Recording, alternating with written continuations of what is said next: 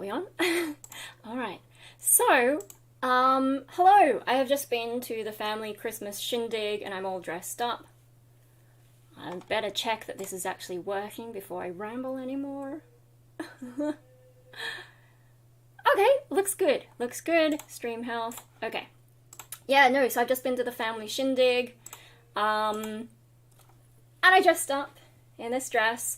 I have a couple of shorts coming up, one about me fixing this dress because there's like these dangly bits at the back that are quite long, which got way too late last night to figure that out, so I know I'll post that eventually. And then the other one, my really giant goth boots, finally dyed. You can't even see them there. So I'll post a short about that. Not that anyone's really hanging out for it. But no, I thought I'd come on because I am dressed up. Got my makeup done. Got the eyeshadow. Yeah, look at that. Sparkly. There we go. And then, yes, I'm all dressed up. And we're not going to have dinner tonight because we ate a lot at the Christmas shindig, especially dessert. But I need to try not to lose more weight. My little brother got some scales, though, for Christmas, and now they're living downstairs, so maybe I should have a go and see what I actually weigh, and hopefully I'm still over 50. I think I should be. I just don't want to get below 50. But yeah, I need to eat things, and I thought since you guys wanted to know what all these were like from my hamper the other night on Festivus, try not to knock it over. I thought I'd just quick jump on and sort of do a, like, I guess because, you know, it's Christmas. I assume everyone is out and about doing Christmassy things.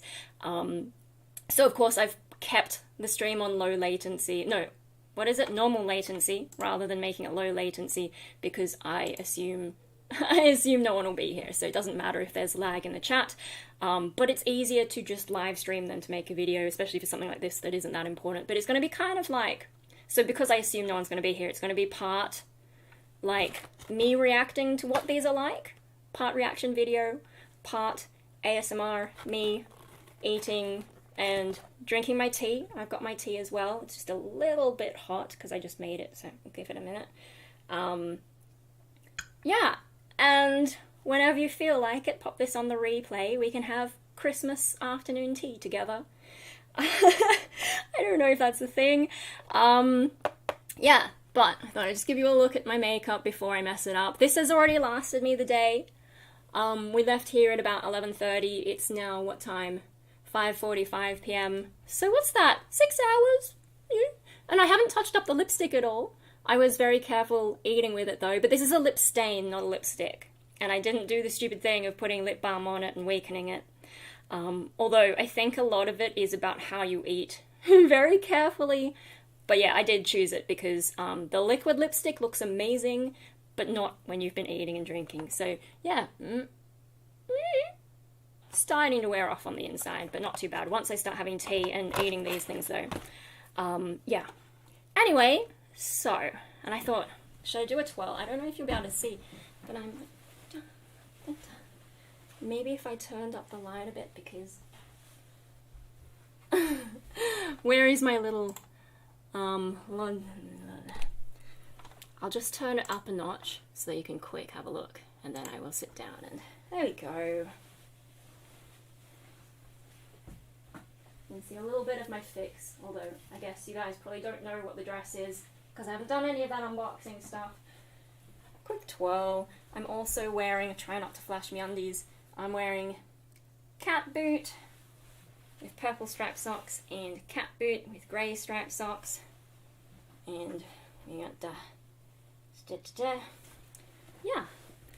And so of course I think this is the first family shindig where I've had the full-on makeup because I only learned it last month, and I only got the coloured palette last month as well, so yeah, they're a bit surprised and they're all like, oh, how did you learn it? You have to teach me, blah blah blah. So kind of interesting. Anyway, so I'll just make sure that my stream health, oh my goodness, there's 2 of you here. Well, hello. Merry Christmas, Happy Festivus, whatever else you celebrate.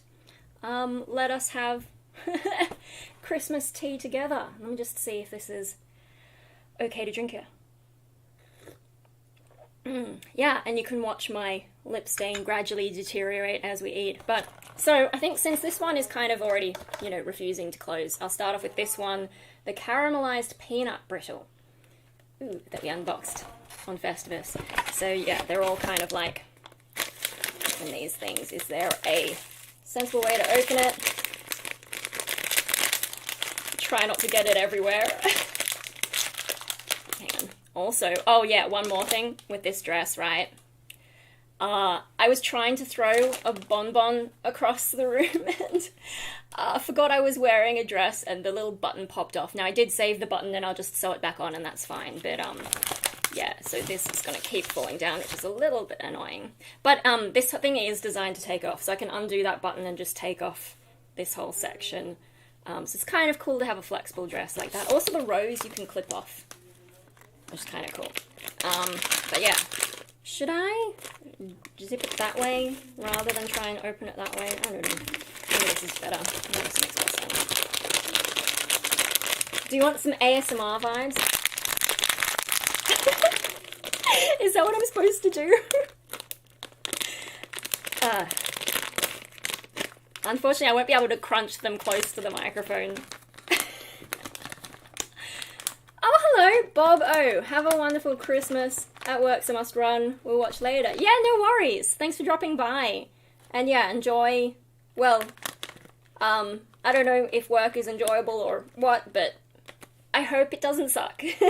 Ooh, check out these. Oh, and there is a strong peanutty smell. So obviously, if you are allergic, this is not the stuff for you, but... So here's the reaction part of things. Ooh. Let me get a little bit, because I'm a coward.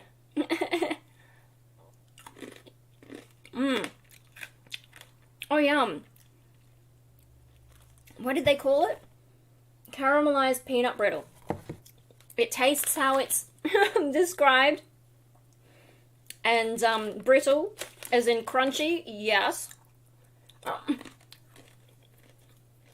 That's really nice. Yeah. Christmas trees and stuff. No worries, yeah. This stream will be up for whenever you're ready, so... I didn't expect anyone to be around, so yeah, thanks for popping in. But yeah, I told my parents I wouldn't eat all of it and we can share. But this is really good. Should I keep it in the box so it looks a bit prettier instead of watching me eat from a silver thing? Let me just chuck that in the bin. Oh. Yeah, trying to stretch with this thing's kind of annoying. It's not the most practical wear, and I'm not used to being a chick. Like, it was enough for me to try and manage how I'm eating with the lips. With the lip stain thing. I did bring my little Steeler lip stain thing to touch it up if I needed it, but it was fine. It got to the end of the day. What did we eat? Like, you know, there's the usual Christmas stuff, like ham and turkey, I think. There's potato salad. There was a pasta salad. Was it a salad? I don't know. It had pasta in it, so to me it's better than a salad. Love me carbs. There was some kind of, like, rice? No, it wasn't rice. I don't know. I'm really not good at food words. I was more focused on dessert. I don't eat the pudding type stuff because that's not me, but I did have, like, my mum made pavlova, and there was strawberries and blueberries, and then I think my godmother, my wise godmother, brought mango, which is really, I love mango. So yeah, fruit and pavlova.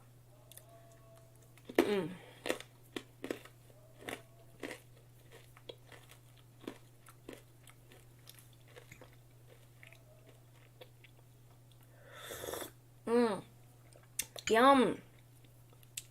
Yum, yum, yum. Now, the thing I haven't figured out with the lip stain is, like, can I lick my lips? I know with, like, the liquid lipstick, whenever I've done that, it does sort of stick to my fingers a little bit. But no, that seems alright. I've got something under my nail now. But no, it's fine now. I polished my nails up a little bit. Not with nail polish, like with the buffing thing, which is basically like sandpaper, but a really fine sandpaper, so you get a slight shine on your nails. I don't think anyone noticed, but I thought my wise godmother will be there, and she wants me to be a hand model, so I've, like, slightly done that. But I think I need to trim them soon, because one of them already got a little bit weaker, and I just don't have the patience for long nails. You know, like, that's about as long as there's a point where it starts getting harder to type on the keyboard, which I prefer, and then at some stage on the phone you have to, like, start swiping. Instead of, like, doing that, you have to go from the side because your nail's too long, and I'm just like, I can't. Oh, I don't have some more.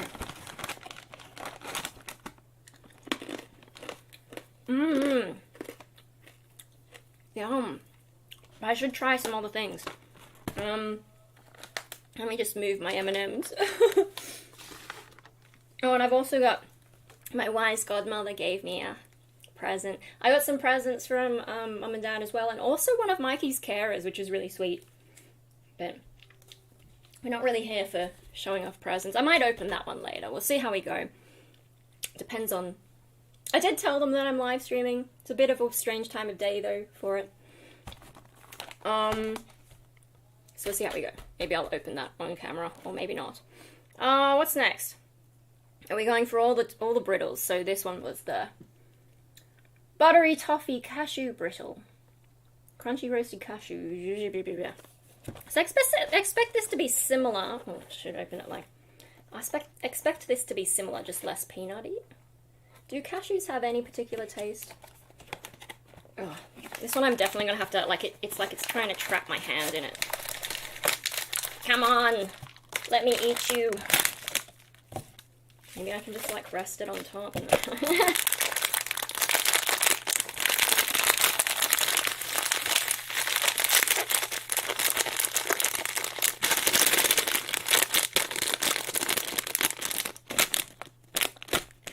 Sort of. This would be nice, because I don't want to mess up what's what. Oh, this one's a bit trickier! Oh no, I got it.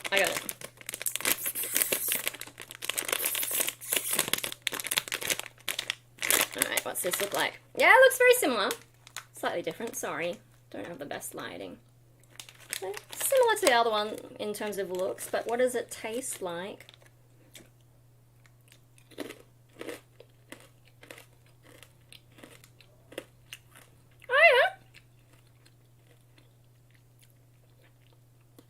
I think it's slightly less sweet, like, this is overly sweet, but this is sweet in a way, it is pretty sweet.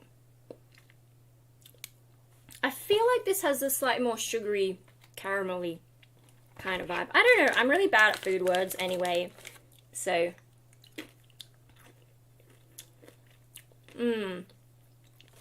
Without the peanutty kind of vibe, I don't know. Tastes a little bit more plain, maybe, but it's still nice. I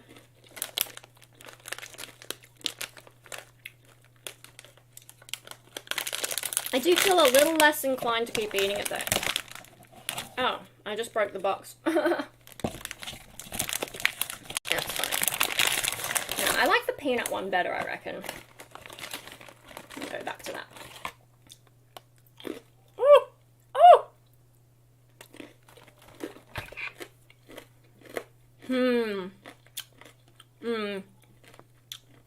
Yeah. I need some tea. I like the peanut one better.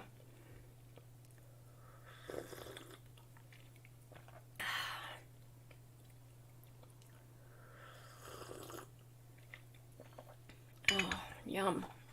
Alright. Let me just check where we're at. Oh my goodness. I've got messages to check, and I'll do that later. I think once I finish this stream, I'll take off this. I think I might just get straight into my pajamas, and then I'll fix that little button thing that's come off before I forget about it. Yeah, I want to take off all the makeup, do that satisfying clean and all that. But yeah, no, I think I did well, because it has stuck. Like, it was warm, not overly warm, so I don't think I sweated heaps. But I'm pretty happy, like, you know, I'm just using the same products that the mecha chick told me in my lesson, and apparently people have problems with their makeup melting off or something, and I'm like, that sounds a bit terrifying. But then again, a lot of these chicks are, you know, like, micro-focusing on things and nitpicking a lot, and maybe they're seeing things that I don't know what they're talking about. That's entirely possible, I suppose.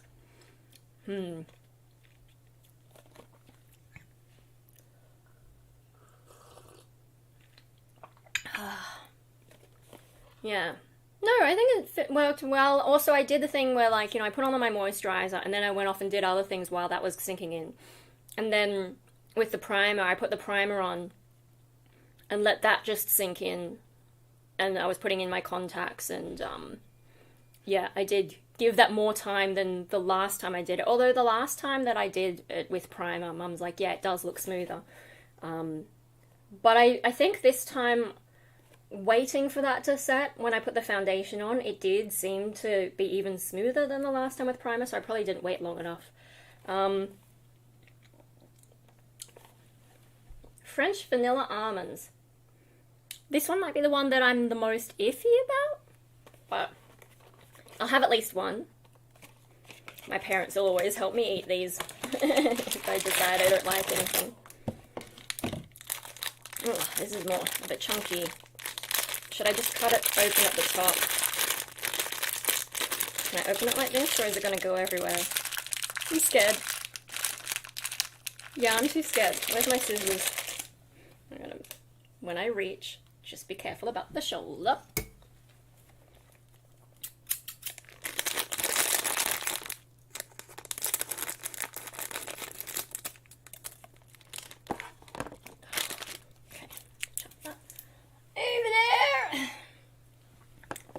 This back over here.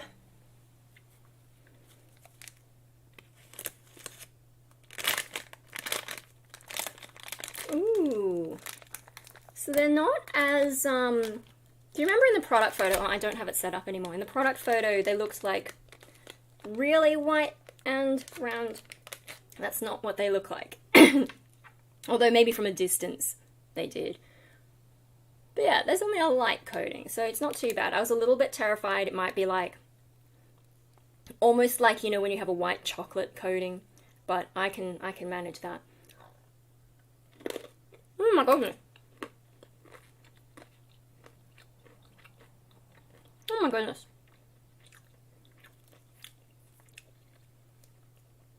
No, it's nice.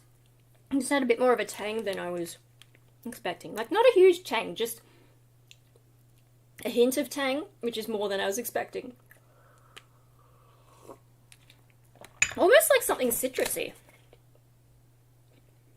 And it just says French vanilla. Vanilla's not citrusy. Ingredients: almonds, sugar, French vanilla flavor. I love the warnings on this sort of thing.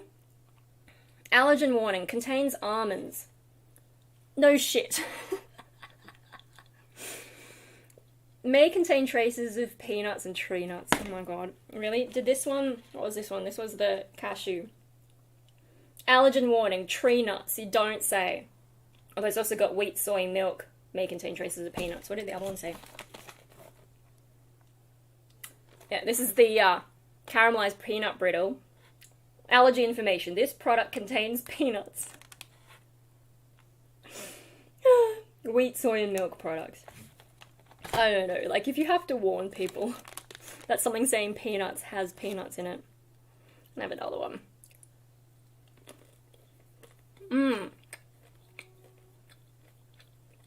Yeah, I don't know. It does seem to me like, maybe I'm misinterpreting things, or maybe my use of food words is just inaccurate.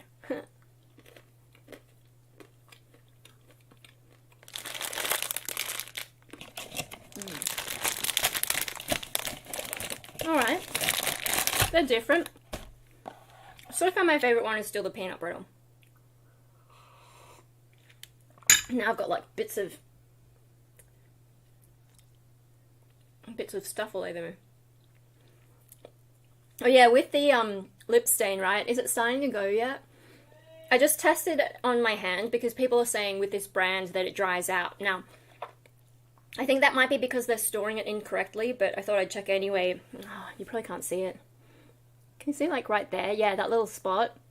That's where I tested it, and I forgot about it, and now it's stained my hand. And I did try, I forgot to put makeup remover on it, so I haven't tried that on it yet. But I did try and put, like, a little bit of, what do you call it? Hand sanitizer, but it turns out the hand sanitizer in my bag is probably a little bit gross and I should throw it out, especially since we're not in the middle of COVID anymore, but it was always a little bit gross. That didn't help. Tried a little bit of lip balm, I just put lip balm on it. That didn't help, so maybe I could have been wrong about the lip balm taking off the lip stain, and maybe it's just, like, from how much I was eating later. I don't know, the whole makeup thing is a little bit tricky to figure out, like, what's what, and trying to learn all about it. Anyway, what are we up to next? Oh, maybe I'll go for this one first. Right, cocoa dusted roasted peanuts and almonds. Contains milk, soy, peanuts, and almonds, you don't say. May contain other tree nuts, gluten, and seeds. Yeah, righto. I'm in a little bit hot with this light here. I'm just going to turn the dehumidifier on. Oh, I've got to reach now. No, I'm in yeah. Alright. I'm back. Let's see. This is the Maggie Beer one. Kind of fancy. And then we got another one of these. I think we can open it from the side. It's very full though. That's why I'm a bit hesitant. If I can get it back in there, yeah, I think so.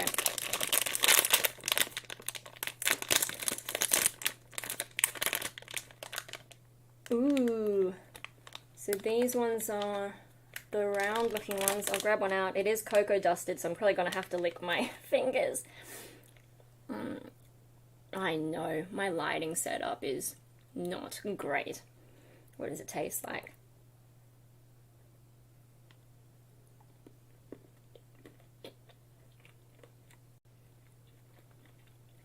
Cool. Yeah, I don't like cocoa dusting because when you first taste it, there's no sweetness, but then you get into the chocolatey bit and it comes good. Let me see if I can bite one in half. And then we can see the whatever it is inside it. Peanuts and almonds. Does that mean that some are peanuts and some are almonds? Oh my god, there's an ant walking on me. Where did you come from? Oh my goodness. Sorry, mate. Guys, I don't know how he got on me. She, I know. But what if that ant identified as a dude? No, work ants are all female, I know. But they don't care, they're animals, right?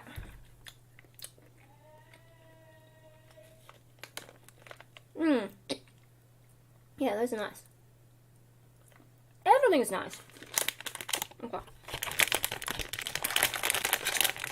Put that in there.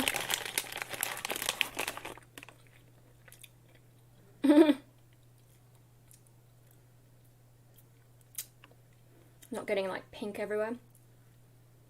Dark pink. You know, shout out to Paper Vampire, who was like the only person online in the middle of the night. In the middle of the night for me, not overseas. But yeah, no, like I finished up everything early and I thought, I'll watch Xena, but then I remembered I wanted to dress up today for the family shindig to make the extended family be like, what? And that is exactly the reaction I got. I mean, like, what in a good way, I think, but I'm pretty sure all the kids, like, the next generation, you know, all my cousins' kids, I think they're scared of me because they never talk to me, and at past shindigs, they've tended to avoid me a bit. But also, they just don't really know me, and I haven't really had much reason to interact with them. But if I can be like that scary lady who always turns up to their family stuff, yeah, 80% dark chocolate almonds. Saving this to last because, like, once I've had dark chocolate, the regular chocolate's probably not enough. But I am scared because 80% dark, I can handle like 40 to 50% dark. I know 70% dark, it gets a bit too bitter, so this is the one that I'm most scared of. And I may have to give to my parents because, yeah. Anyway.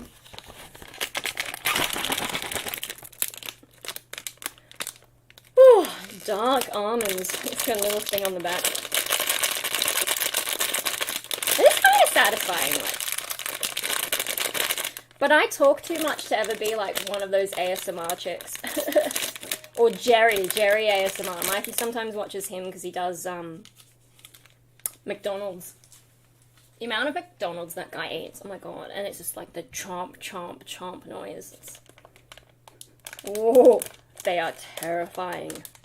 Look at that, just a sea of darkness. Okay, so what I'll do, I'll bite the first one in half because I may not be able to handle a second one. 80% dark. Okay. Maybe I should have a bit of tea first. I'm gonna need the tea to wash it down, I reckon.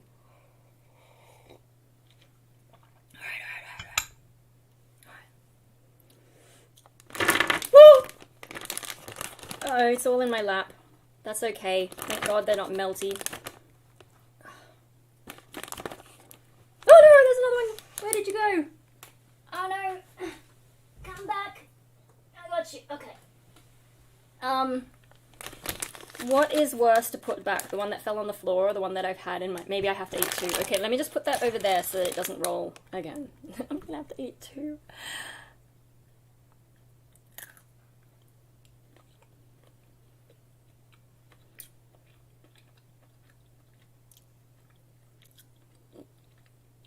It's pretty dark. Oh god.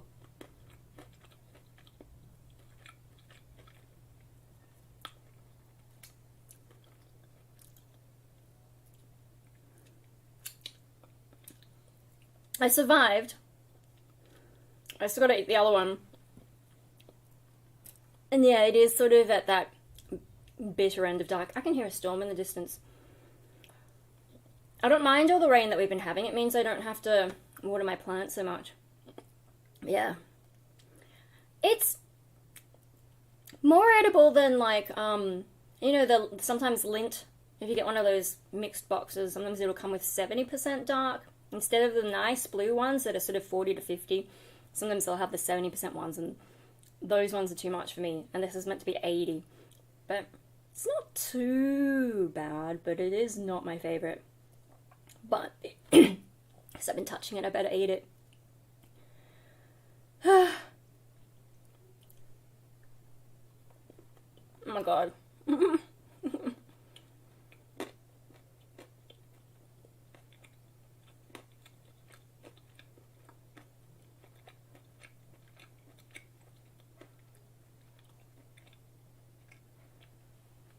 It's okay, I survived.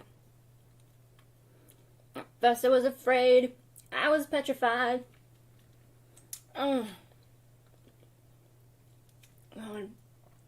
And now there's bits of overly dark chocolate all over my teeth. Let me put this away because I'm definitely giving them to my parents. I can't handle any more of that. Not as bad as white chocolate. I can't stand white chocolate. It makes me feel ill. But yeah, 80% dark is too dark for me. And also, if I have too much dark chocolate in particular, I start feeling lightheaded. This is why I can't really do drugs or alcohol, because dark chocolate is enough for me. And there's sort of a point where I can overdose on chocolate. Overdose. But yeah, no, like, I think there used to be a Lint cafe in the city. That was the one that got, like, you know, the terrorist guy, sort of a failed terrorist. He wanted to be part of one of those movements and was kind of sucking at it, and I think he was a bit nuts as well. But yeah, no, he held it up, and a couple people got shot, and that's sort of the most dramatic that Sydney gets, really. A handful of incidents like that. But yeah, that was the Lint Cafe. And there's also, like, been a handful of Max Brenners around. And when I've had, especially the dark hot chocolates there, and, you know, of course I went there with some past boyfriends, and I don't know, I'm sure they have some weird stories to tell about me, and maybe they do. There's plenty of shit they could talk about me anyway, but, yeah, I remember being, like, out of my mind, like, whoa, chocolate. I've had too much chocolate. Whew. But yeah, so if I can't handle my dark chocolate, I shouldn't really try anything else. And it's consistent with how my body is just overly sensitive to way too many things. I mean, like, you know, antidepressants, legal medications, they throw me off. I think there was even, like, back when I had problems with acne, there was an antibiotic that I went on, and I had a bad reaction to that where I got depressed because of the antibiotic. So I ended up having to go for topical antibiotics. God, I'm so glad I'm past that stage of my life. So I think in maybe the last live stream I did mention something about, you know, all the things that probably helped my skin. Today I'm covered in makeup, so it doesn't count. But another thing I think I forgot to mention, I don't think I mentioned, is I'm on the pill back to back, so my hormones are really stable, and I know some women get acne from, you know, the hormone fluctuations. But anyway, that's just to add to that, which, you know, you'll only really know if you've been following my streams. Goodness me, yeah, that dark chocolate knocked me out so badly that my taste buds, that I don't think I can eat any of the others because they're so sweet. I already feel my brain being a bit like, that, you've had way too much sweet stuff. And so, like, my body's pretty good at self-regulating those kinds of things so that I don't eat too much sweet stuff. There have been periods in my life where I have eaten more, like when I was studying for the HSC. So HSC is like your final school exams in Australia. When I was studying for them, you know, that whole year I told my parents I needed study chocolate, and kind of milked that. I need my study chocolate. And so I just had, like, basic Cadbury chocolate all year. And now I would rather not touch any of that. And then when I was working at McDonald's, you know, McHappy Day, 5 hours on fries and another 3 hours on front counter, and it was so sweaty and gross. So I got myself an extra large Coke from the drive-thru machine, because we actually do have extra large, or I don't know if we still do, but back then we did have extra large Coke at McDonald's. It just wasn't really advertised, and you kind of had to know about it. But I guess I found out from customer orders, and it goes through the drive-thru machine. Got myself an extra large Coke because we were allowed free drinks, and drank it on the walk home. Oh, and that messed me up so badly that I didn't drink soft drink for a few years after that, and I've never really gone back on it to much extent. And now I'm old and my body can't handle soft drink very well.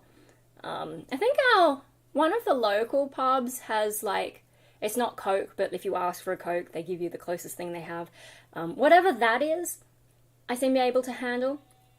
I also don't mind Solo. I can handle Solo. But generally, I don't really do soft drink. Just can't. It's too sugary. My body says no. So yeah, I think that's, I mean, I don't know. I could still get diabetes later because there are some genetic predispositions that I've got, which has nothing to do with how much sugar you get. And I don't exercise enough, so I did go for a walk after the family shindig, actually. I didn't come and live stream immediately. I thought, I'm all dressed up, I'm going to go and walk around the neighbourhood. Don't think too many people saw me, but it's conservative suburbs, so I thought, I'll have some fun, and someone might catch a glimpse of me, and I'm gradually turning myself into the local urban legend. Very gradually. Oh, maybe once I join the art gallery and start going to their openings, I'll try and cause a bit more of a stir, have more reason to do my face like this, and, yeah, dress up with all the outfits that I've got. But no, my parents got me some more art supplies, which is, like, one of the cooler things that they've gotten me, but I gave them advice this time. And actually, it would be Mum who would be choosing all the things. But yeah, so it's in the other room. I already put it in the studio. But nice big canvas. Not a huge canvas, but a decent sized canvas. Proper paintbrushes, because I've been so cheap. And then all the bristles get stuck in your artwork. And, you know, if you're going for that, showing your process, fine, but you don't always want pieces of your paintbrushes stuck in your artwork. And then they gave me a gift voucher, a gift card for the art store, which means now I have to actually go to the art store, which could be dangerous, because I can get carried away, and tomorrow's Boxing Day, and tomorrow I'm just going to be online all day looking at certain, especially the goth shops, looking through all their sales. Doing the retail therapy thing. Someone did bring up my dog Hope at the thing today. I did wear my necklace down there. Down between my boobs. It's supposed to be over my heart. It's not that he's between my boobs, he's over my heart. Although, if your heart is slightly off-centered, I don't exactly know exactly where my heart is. So between the boobs is close enough. But yeah, someone did bring it up. And, like, I've been doing okay, but when they brought it up, I could feel like I was starting to get sad. I didn't cry, though, so I didn't get to test, like, how good my setting powder and setting spray was against that, because then they realized that maybe this was the wrong topic to bring up right now and change the subject, maybe to music or something. But yeah, no, I'm still pretty... No, I'm talking about it now, I'm starting to get sad. But not sad enough to let myself cry on camera and test the makeup. Anyway, I think I'm still dealing with a lot of that stuff. So, yeah, I'll just distract myself with retail therapy tomorrow. Spend too much money probably, but then I don't think I'll need to spend much money after that. Oh, yeah. I've almost finished my tea. Yeah, I'm definitely not going to be able to... Once I finish my tea, I don't like eating sweet things. I feel like if I have sweet things, I need the tea to wash it down. Alright, so then I'll take those out and my parents can have some and we can start sharing. They've apparently already almost finished the hamper I gave them and I've only just, like, started nibbling mine. Yeah, I'm not gonna light the candle on the live stream. But yeah, so, I do need to do more art. And I suppose they might have an online store sale. I should check what their free shipping... Do they have a free shipping threshold? Or should I do click and collect? The danger of click and collect, though, is if I have to physically go to the store and see what they have, I may accidentally trip over my wallet and spend more money. Yeah. Anyway, so I don't think I really did much art this year. I've actually made my studio messier. In part because I've been saving all the packaging materials to do another live stream as I smooth it all out. Maybe I should just throw all that out. I don't know. No, I haven't really done much art this year. It was hard to concentrate, especially because, like, I couldn't really go into the studio for half the year and then really badly fell out of the habit, and I do want to get back into it. Especially if I'm going to get myself a membership at the art gallery. Like, yeah, I can go see art, but I should... Oh! Hello! Doesn't eating food make you happy too? Not really. Like, it tastes good in the moment, but I don't really feel... maybe, like, briefly. But I'm not really a, like, eat my feelings kind of person.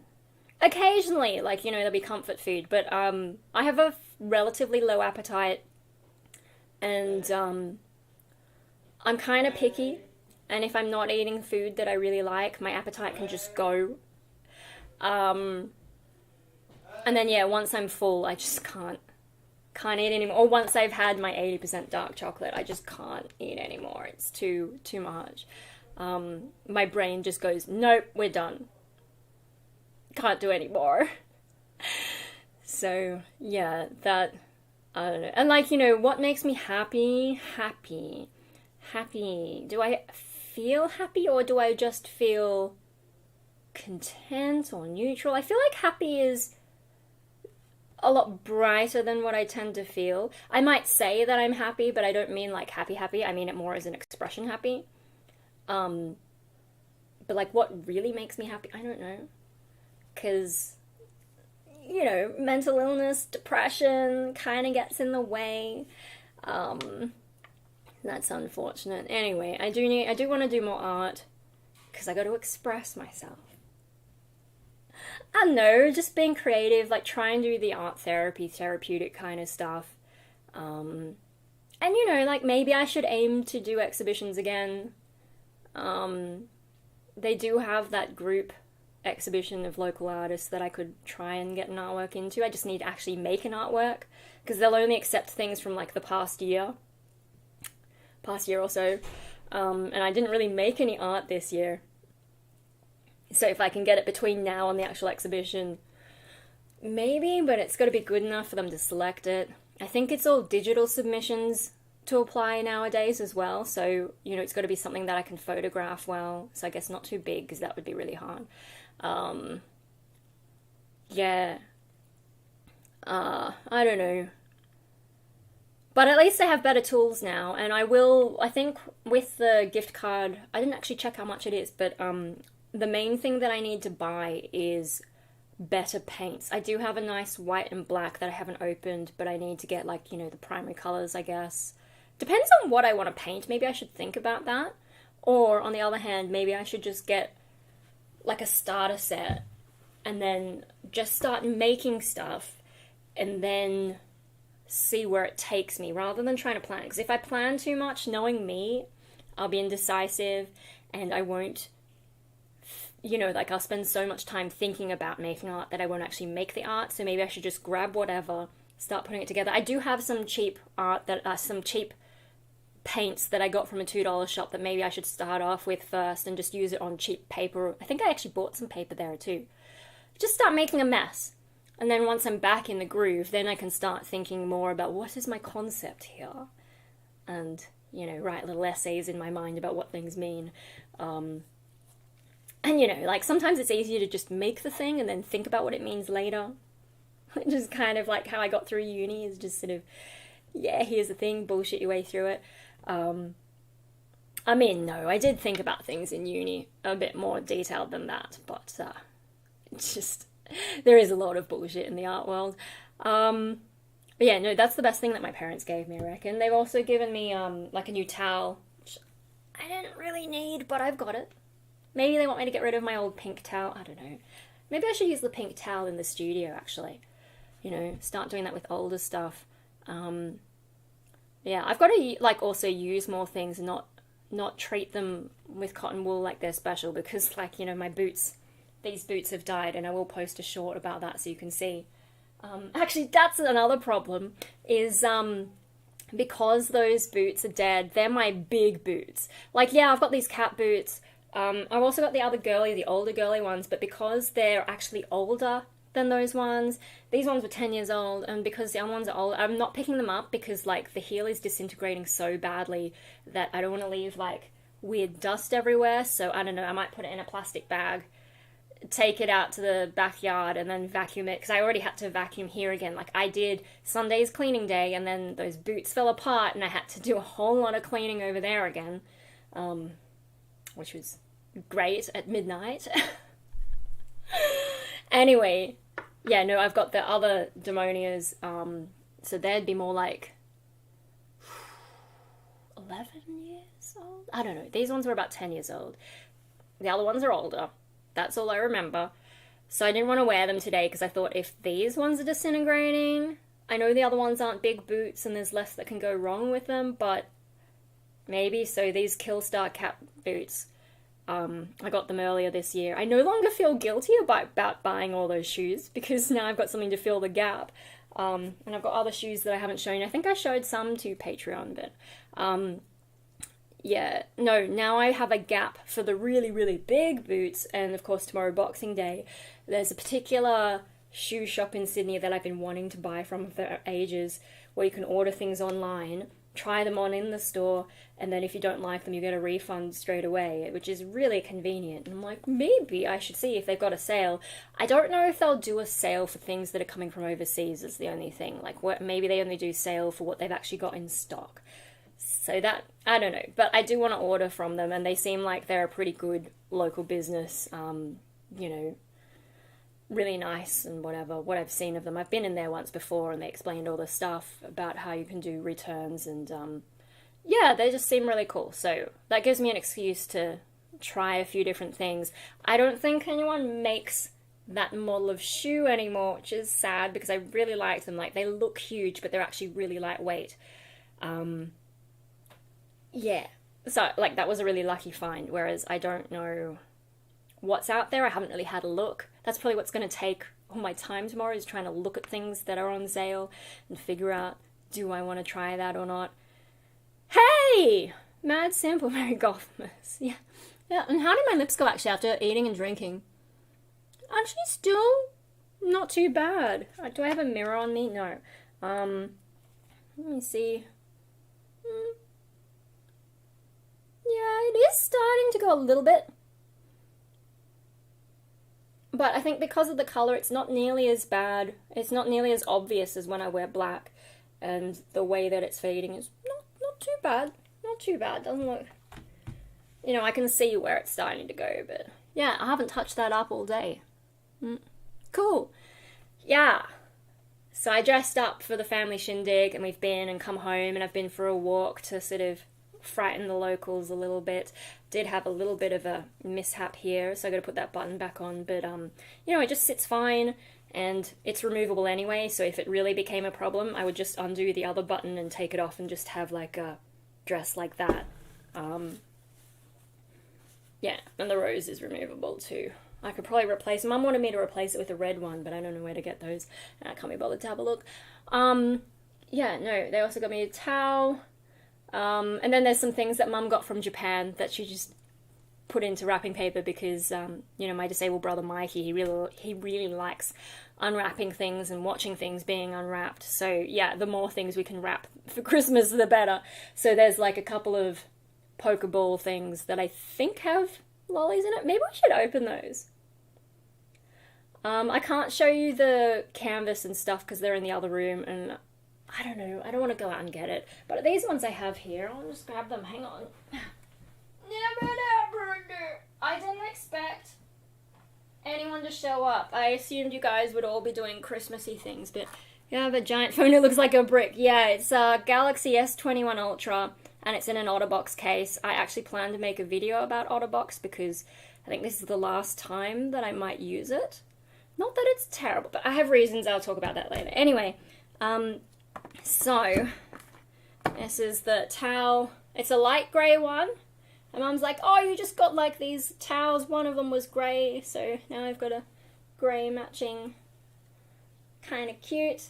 Nice and fluffy. Nice and fluffy. Just like when she buys me things like towels and, you know, anything to do with bathroom or like underwear, it's usually her saying that something I've got is shit. But I don't know, maybe it was on special. Maybe because that's another reason to buy me things like these. I didn't get any undies and socks this year. I think I've got enough anyway. No, we've also got a Pokeball and a Master Ball. Pokeball's a bit wonky. Master Ball. I think they're roughly the same.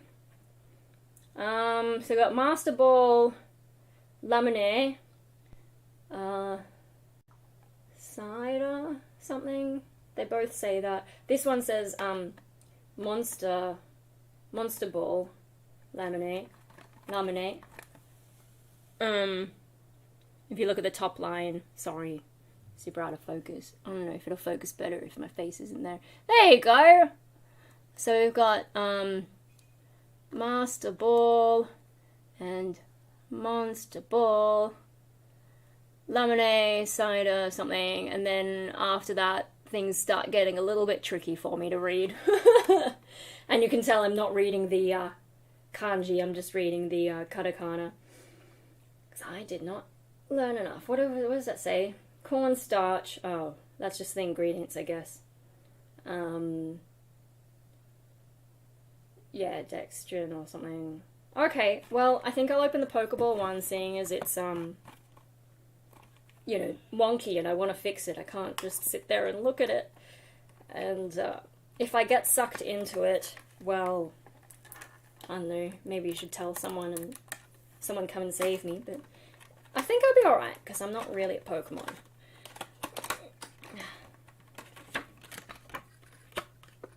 Yeah, I didn't think anyone would turn up, so I didn't put the thing on low latency.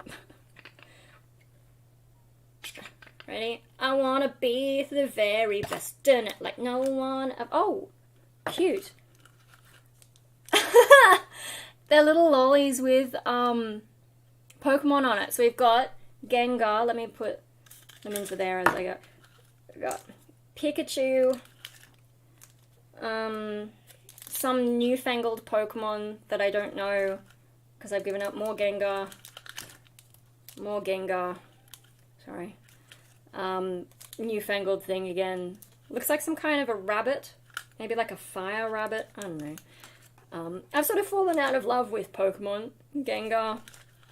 Oh, we got an Eevee. Got an Eevee. I like the classics, but I'm not hip with the newfangled ones. Does that look like it's related to Lucario? I'm sorry, I know. I don't know. I don't even know if Lucario is the English name, because I've seen some of the stuff in Japanese stuff.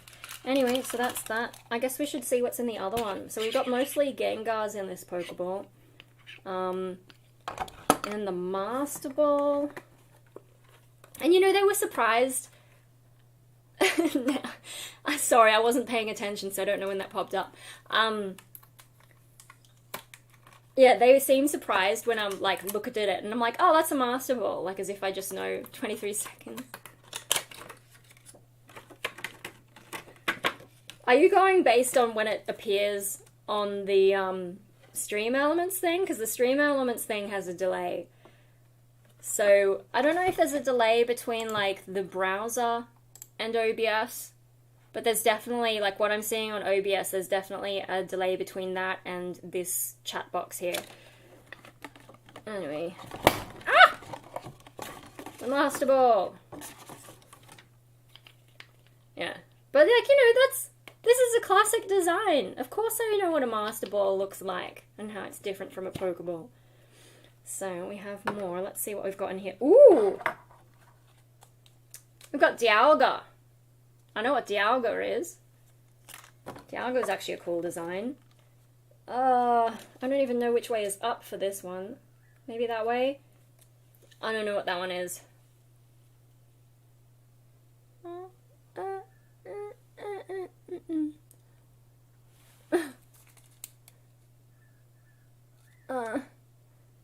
am I going? I don't know what it is, but it's some kind of a legendary. Oh, we've got Palkia. I prefer the Japanese name, which was more like Parukia.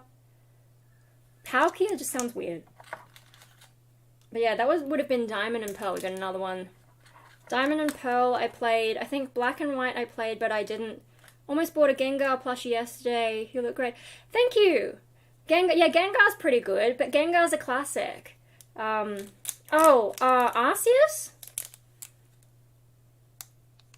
Sorry, I know my lighting setup is terrible.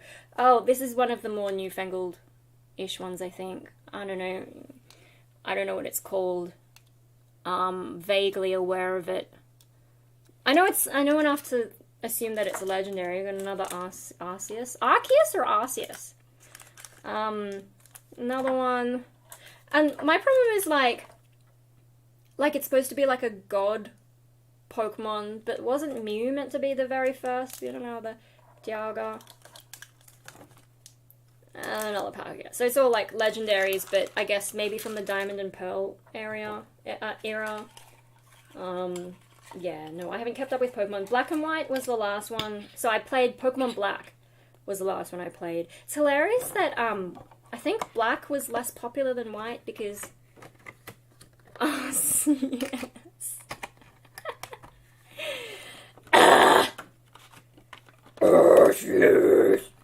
Anyway. Oh, and then, yeah, here is, up middle. Year of the Dragon rice cake, because I am Year of the Dragon. I think I'm not meant to touch it until New Year's. What does it say? Pa. A lot of stuff I can't read. Kantani or something. Yeah, there's some... I know it's a mochi. What is it under there? Blah blah blah blah. I don't know. I've got to ask Mum exactly when I'm supposed to eat it, but also it looks too cute to eat it. I would happily just look at it, and apparently I think she got hers Year of the Rat one and didn't eat it. And so this is the thing, like, yeah, it looks cute to eat, but if I don't eat it, then it's going to go bad, and then eventually it'll get gross, and eventually I'll have to throw it out. I'm trying to get better at not keeping things special, because if you make things, oh, I'm saving it for a special occasion, then you will never actually get onto the thing. So, and like, for example, with my boots, okay, yes, I did wear them on stage, those big boots, and I did wear them to gigs, and I did get good use out of them, but then there was that huge period of depression, and then trying to recover from that, and my legs not really handling strange shoes. I'm getting better now because I've got some interesting shoes I need to show you at some point. But yeah, like I didn't, because I was too busy being depressed, I didn't get to use them enough. And now they're dead. Although I might be able to, I don't know. I wonder if I scrape off the rubber and whether I could modify the soles to still be able to wear them in some way, but I don't know if that would be safe to walk around in. I've got to experiment. We'll see what happens, because I really loved those boots, but unfortunately they are dead, and I've got to buy new ones. I have an excuse now. Yeah, no, so that's from my parents, plus the art stuff. So canvas, 3 really nice paintbrushes. I had told Mum, like, you know, if you want to buy me stuff, so I'm trying to do the, like, sensory therapy. I am wearing perfume today. I can't smell it anymore. Oh no. It's still there. Yeah.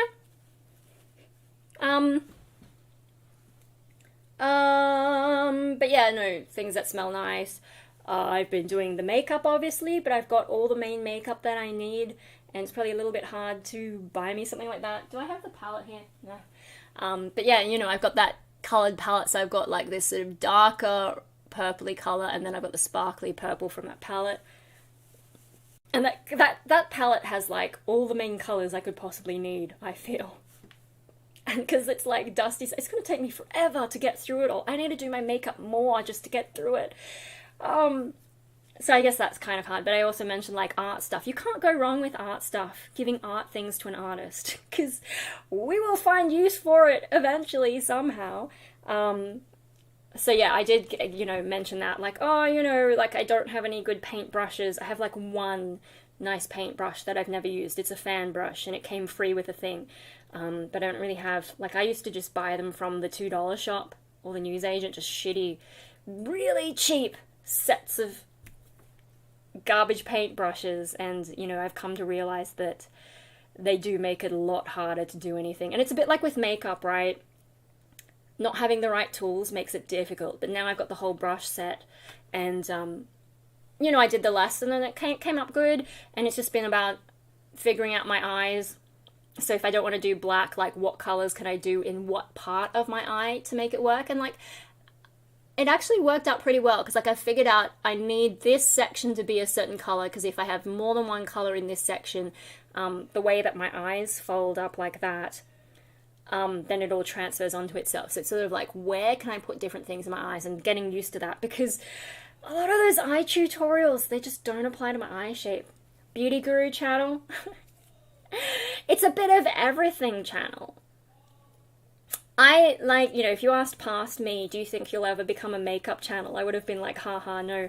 And, you know, in my channel trailer, like, that bit about the makeup video, that was when I was doing, like, my shit review of, I got the smudge brush and didn't know how to use it and thought it was for something else, and I just was like, I can't do it, so I went back to the sponge brushes. That was me just being like, that's all I need for goth. And then all of a sudden, here I am with the whole set. Like, I got that 10 brush set. And then I've got the smudge brush, and then I've got my little brushes as well, which I've been using to get... I'm still using those little brushes because I know them. But yeah, it was kind of like... that. Including that in the channel trailer was a joke. It wasn't meant to be like, yes, I'm a makeup channel, and then suddenly, oh, I've done a bunch of makeup content. Gothic novels. Not really. I haven't really read anything in a long time, so I do a lot of sci-fi. Not so much like fantasy, but sci-fi. I've also got, I don't know if you can see that top shelf behind, you know, Fight Club and all those other things. Behind that is my entire collection of Animorphs. So, science fiction. Gothic. No, I don't really. I've got like, you know, Earthsea wizards. That's probably the closest. I don't really do romancy type stuff. I feel like a lot of Gothic stuff is like that, but I don't know. I do have Vampire Knight, the manga. I've got the whole set of that, which I'm surprised because at the start it looks like it's going to be sort of a vampire love story, but there was enough going on that I was kind of curious. And then as the story goes on, you realize it's not really a love story. And yeah, I don't want to spoil it because it got good. And you guys know me, like, I'm not into romance stuff. Yes, Earthsea! Like, I think I mentioned in my Harry Potter video, I think it was a short where I was just like, you know, because when I was growing up, Harry Potter was like the thing. Everyone was obsessed every time the books came out. And I'm like, I don't like it. Back then, it was the conservatives who hated it because you're encouraging kids to do witchcraft or whatever. Now it's the LGBT who hate it because of the views of the author. And I'm just like, but I've always hated it because the wizards are crap in that. Earthsea is how they should be. Like, come on. Wizards with the fucking wand sticks riding broomsticks? What the fuck is that? What is that? I tried reading the first Harry Potter book and I was just like, this is garbage. I can't fucking do it. Whereas Earthsea, the first book anyway, starts off with a wizard school. It's so much better, so much more complex. I remember I was born in 1988. We're a year of the dragon, buddies. Yeah, I'm fucking 35. 1988. Yeah, no, all the kids were into fucking Harry Potter in high school, I think. But I was reading Earthsea. My grandma got me Earthsea. And I've got like I think you can just see it there. It's got 4 books in it. Now, I really liked the first book, and I really liked the conception of magic where, you know, if you caused rain in one area, you might accidentally cause drought somewhere else. And so you've got to think about the consequences of your use of magic. The thing about the words being important and like the true names of things, that was a really cool concept.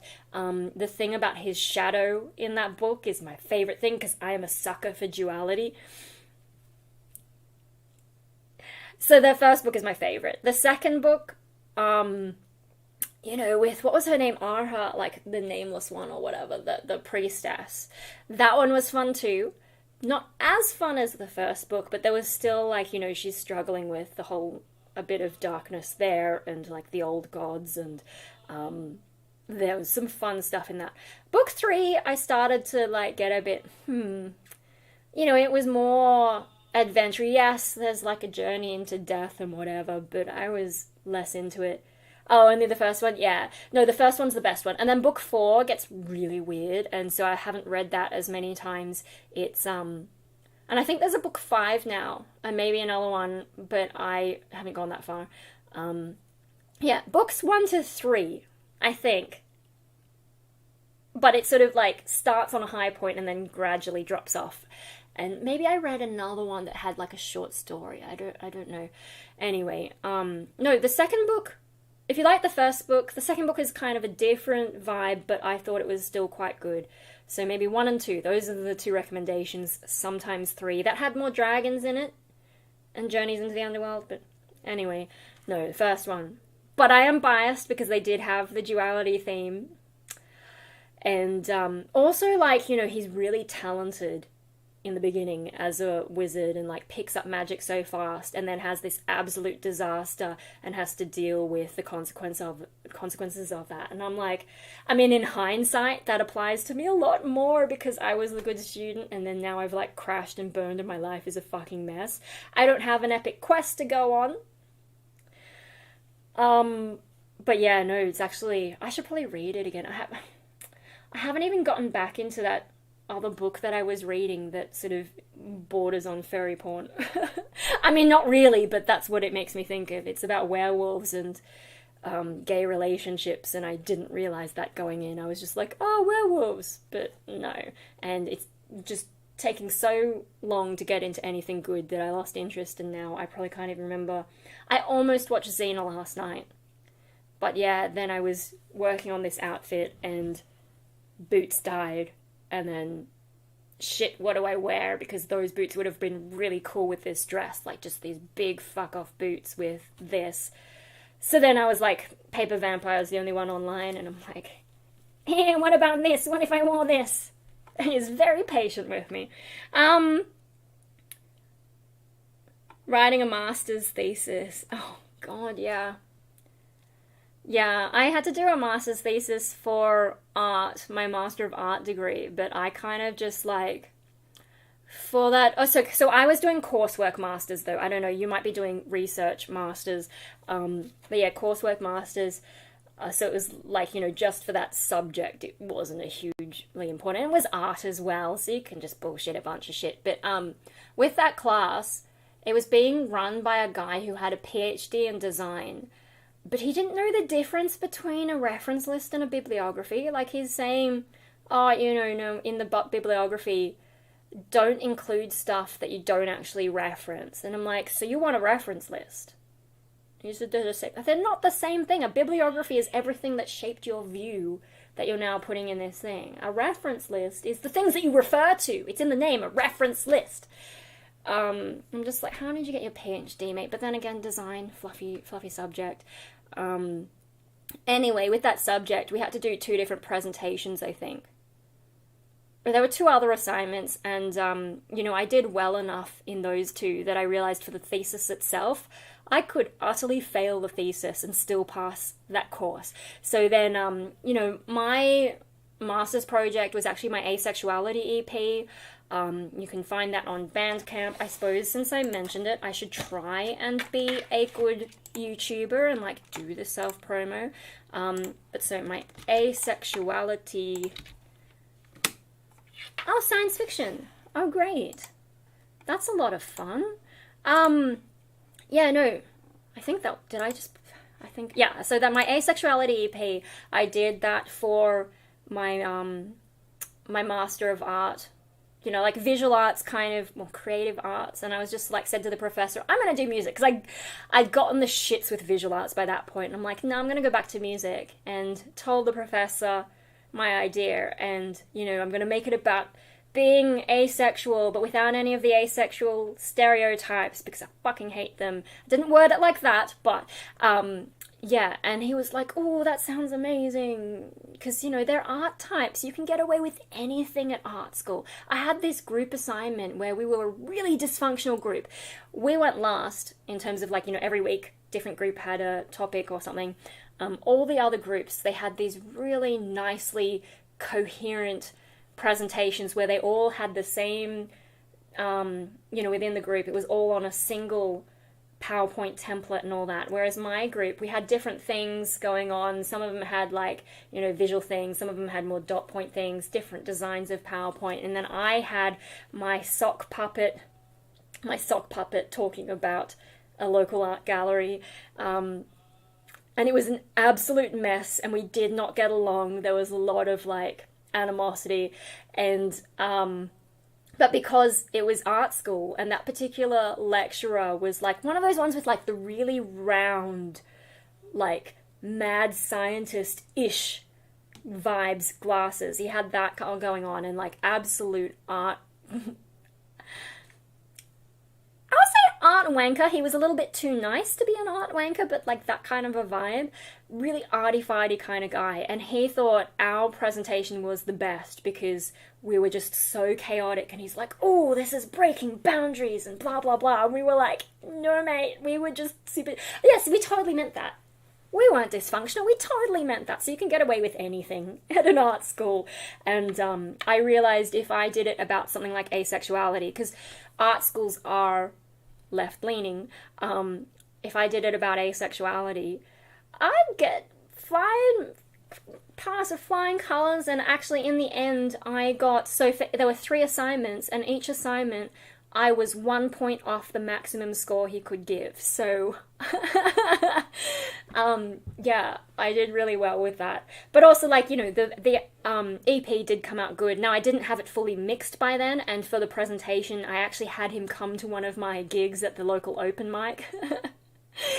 And so I'm like, and then one of my presentations, we were supposed to do like a work in progress presentation, so I was actually screaming at the class, like doing the death growl. I performed You Won't a cappella just in there, so I'm like, and it's kind of echoey in that studio, and people could hear it out in the hallway, and I could see all these heads popping in to see what the fuck was going on, because I was like, oh, you won't! Although I had more of a breathy growl back then, so like more like, you won't!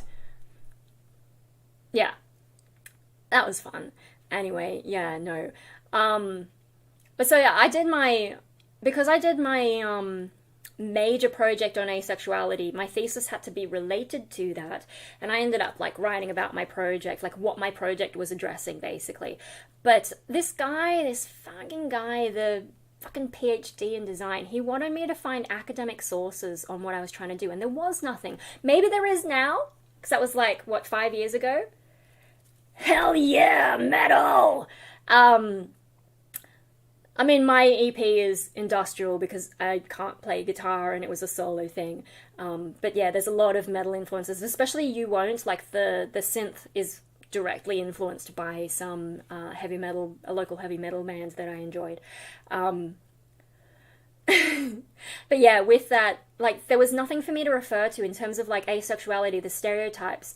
No one has studied that at an academic level. Like, most of the stuff, when I looked into journals and just said asexuality, there was one claiming that asexuality was some kind of feminist rebellion, and I'm like, no, it's just how I fucking am. It's not me trying to be anything. And also that PhD guy who was taking our class,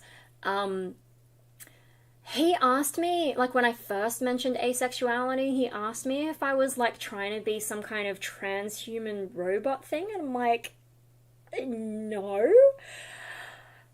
Anyway, so yeah, that, like, this is a kind of an interesting thing, and this is why I don't feel like I fit into any LGBT stuff. Like, if I wanted to, I could totally claim LGBT status, LGBT plus blah blah blah blah blah. How many I don't know fucking letters there are. But to me, I'm just like, I mean, none of these people even know what asexuality is. A lot of the kids going around telling people they're on the asexual spectrum are actually just like, you know, kids who don't know where they're at yet. Yeah, like, there might be now. But there was nothing, and he couldn't direct me to anything either.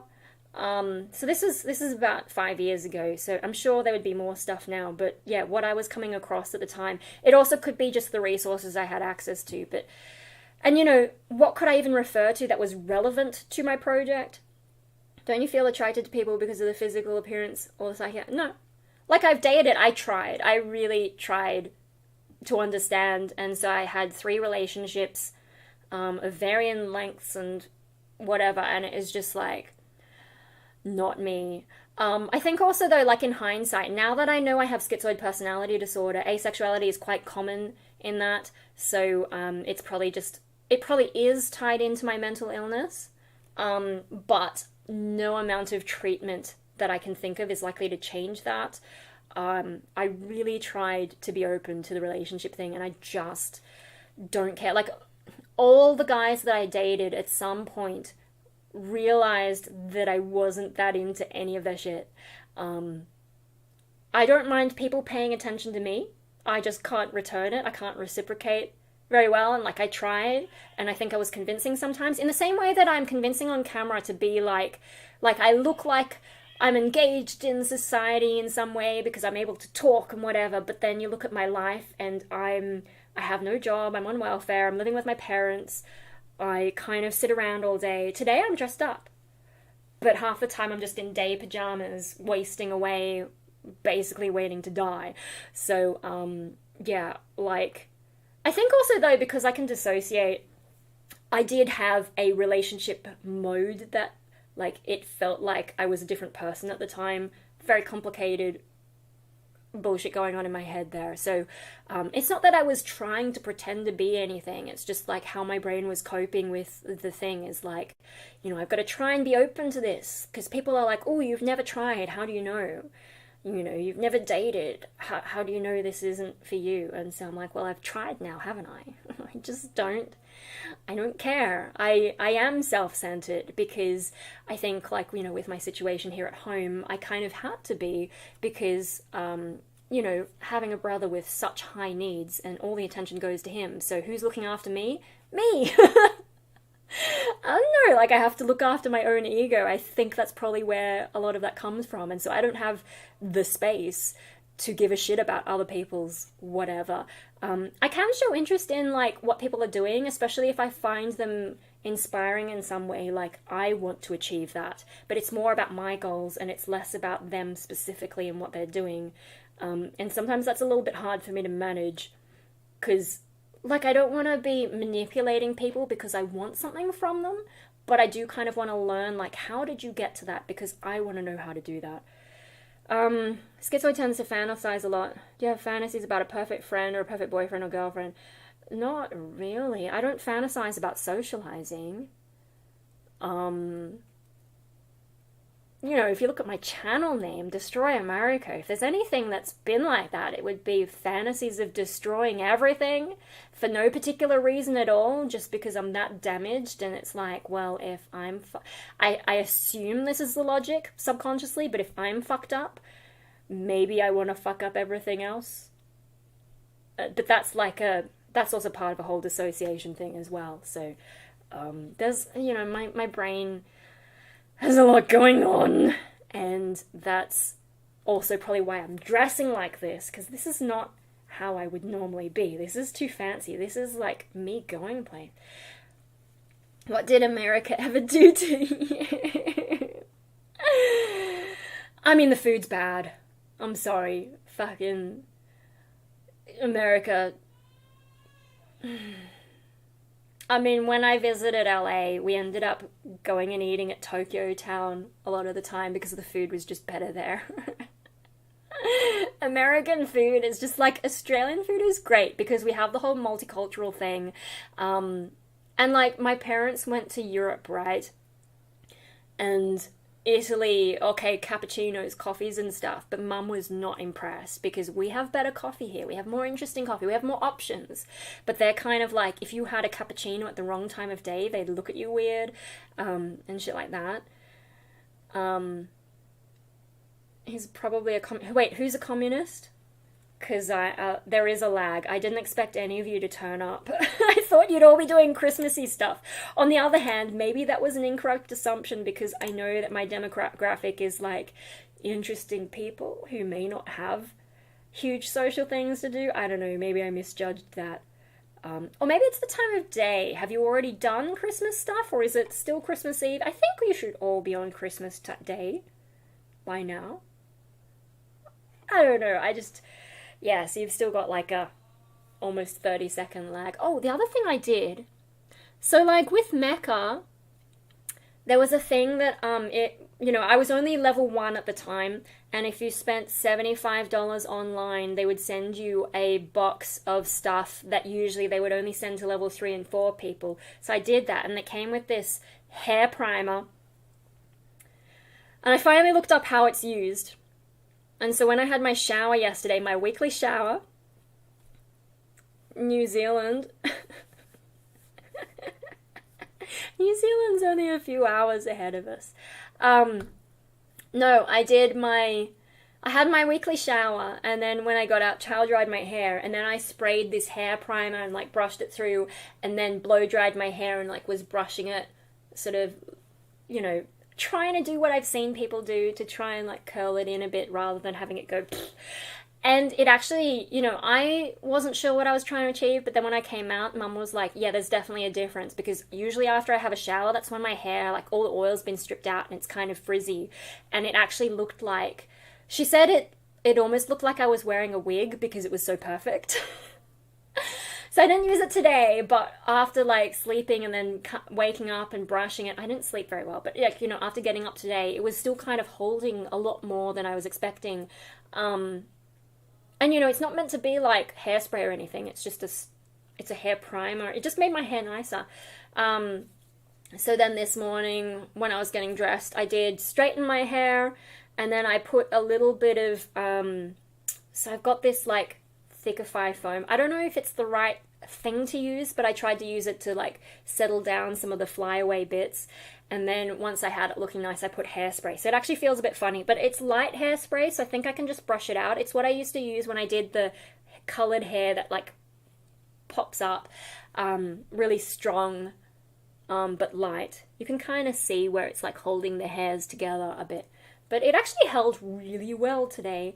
So I'm starting to, God help me, I'm starting to get into the hair care as well. Who am I? Like, what phase am I going through? I'm fucking 35. Isn't it a bit late for me to be going through another phase? Like, okay, I've already got the goth stuff, but now I'm doing, like, my hair and face, and... oh my god, it's just... crazy. Anyway, I feel like I've been going on a ton of tangents that I don't even remember where it was heading to.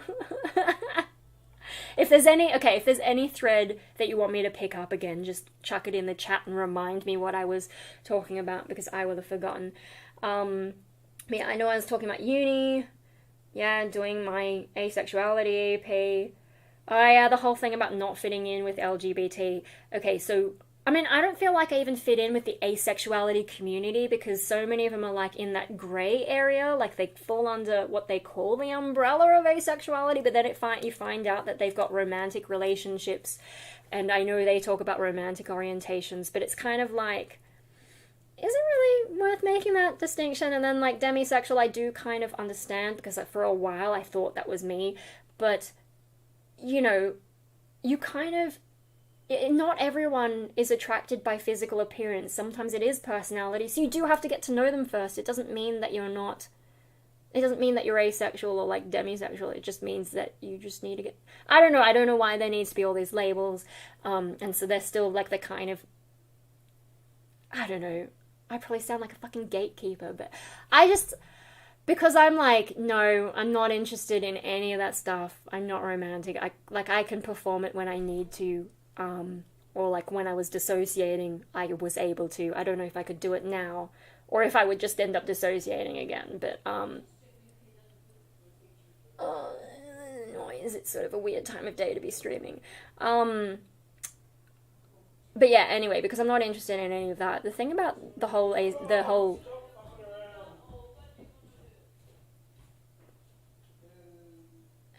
sorry, bit of noise there. It's a bit distracting. The thing about LGBT, though, for me, LGBT, A, B, C, D, E, F, G,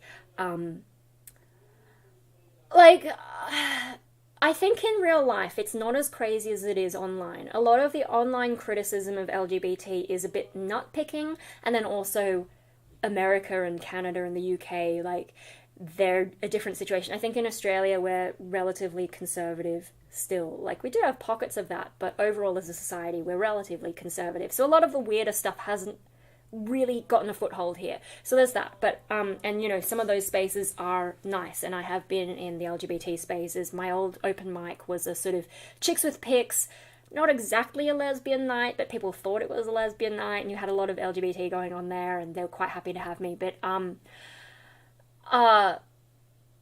you know, even in the sort of more toned down spaces, like LGBT, the whole thing is sexuality based. It's all obsessed with sex and gender, and that is not me at all. And so I do feel a little bit uncomfortable, because if I go to those things, they'll say they're all inclusive, but then they'll have all this sex stuff going on, like, oh, I'm so attracted to this person, and you know, here's some borderline kink stuff, or maybe not even borderline, like drag shows and all that. Like, there's so much sexuality in it. It's like, I don't fit there, and I don't understand why asexuality should fit, because also the different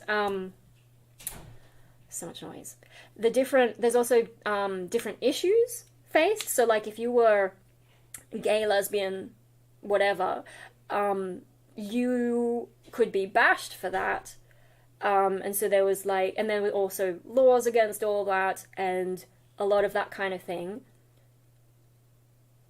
Oh, I do have the members option, I just haven't set it up properly, because I've got Patreon, but the members, YouTube members, there's more work that goes into it, because I've got to figure out what kind of badges I want, and I'm supposed to make emojis, and I just get a little bit overwhelmed with it. And then YouTube takes a higher cut than Patreon as well, so I'd have to calculate like what's the equivalent between the two things. Yeah, so I mean, eventually, maybe 2024 is the year that I get on top of everything, but this year yeah, I've had access to it for a while, I just haven't gotten onto it. But if enough people want it, maybe I should go faster.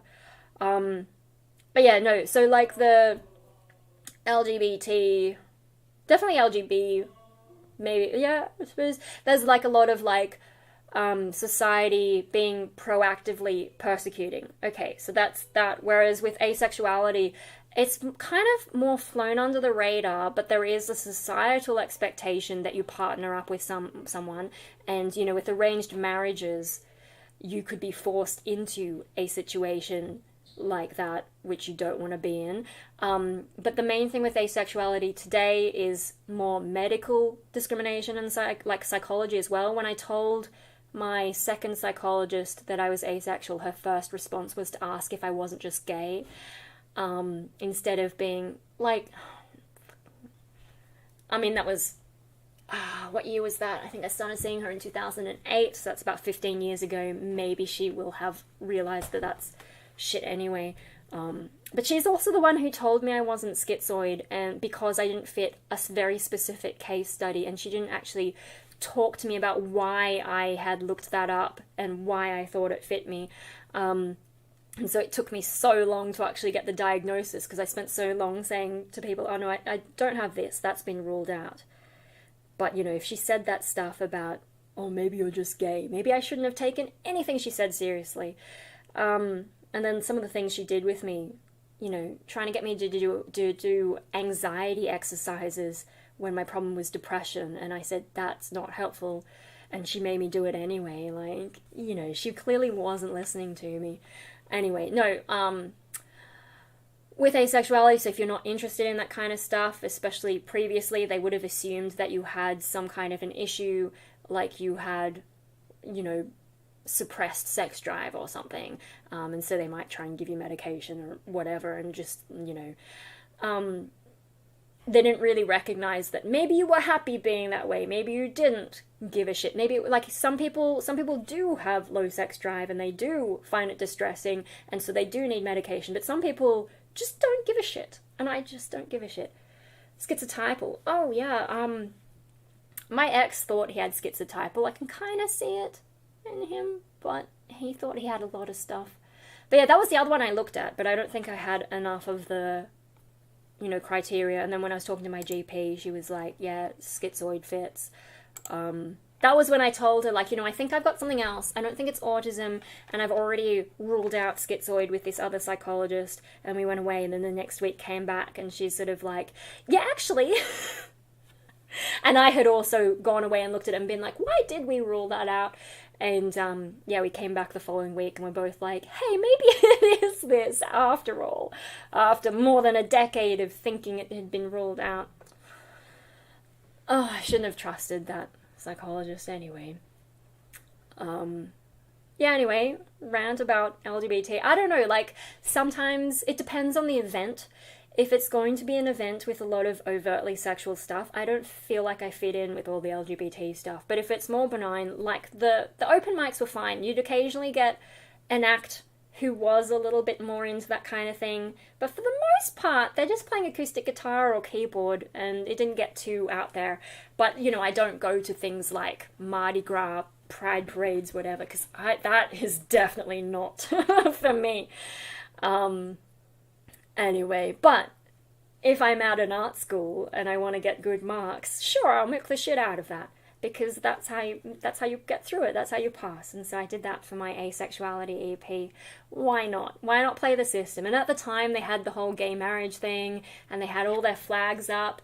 They had even the non-binary flag, but of course, no asexuality flags. That's the other thing, is they just don't think about asexuality. It's kind of an invisible group under that umbrella that they say that we're a part of. I have heard, though, that the LGB and a little bit of T are trying to separate from the TQ plus ABCDEFG because they don't like where the modern, neo-gender movement is going. They want to go back to old school LGB. And I kind of think, what about A? A shouldn't be in it at all, because it's, like, kind of related, but it's kind of the opposite of all that. Do you know what I mean? Like, that's sexuality, and this is asexuality.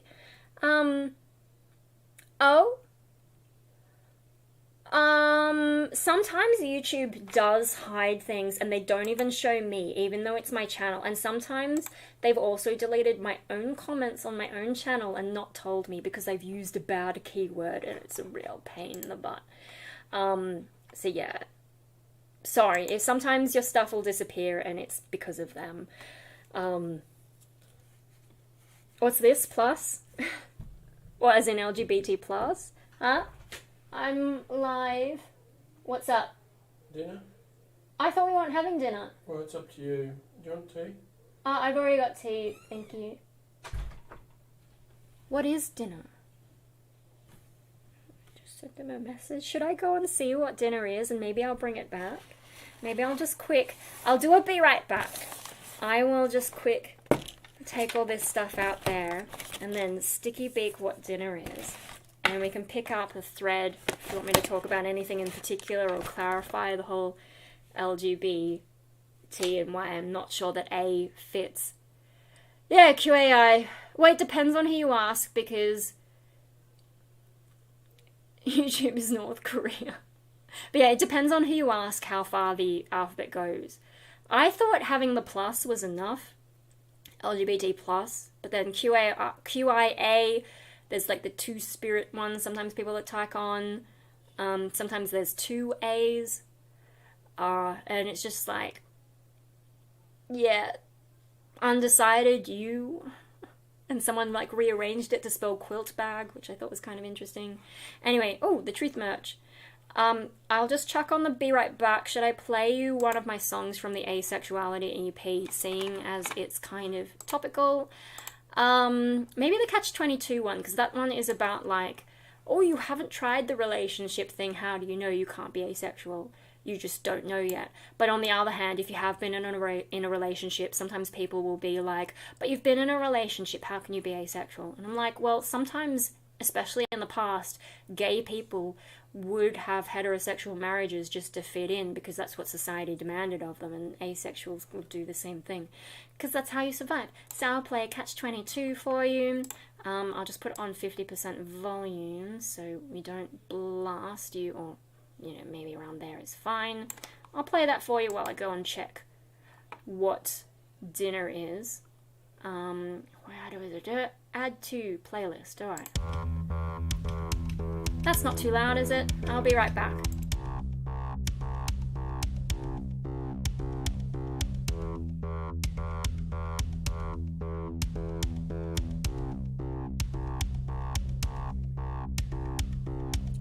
For the longest time, truth was hard to find. So when I gave the answer, I thought you wouldn't mind. Oh, but isn't it funny that I could be so naive? An issue I thought was nothing is something you disbelieve. Was it a mistake to let you know the boundaries of where I go? And should I dwell on what you say, or is it time to turn away?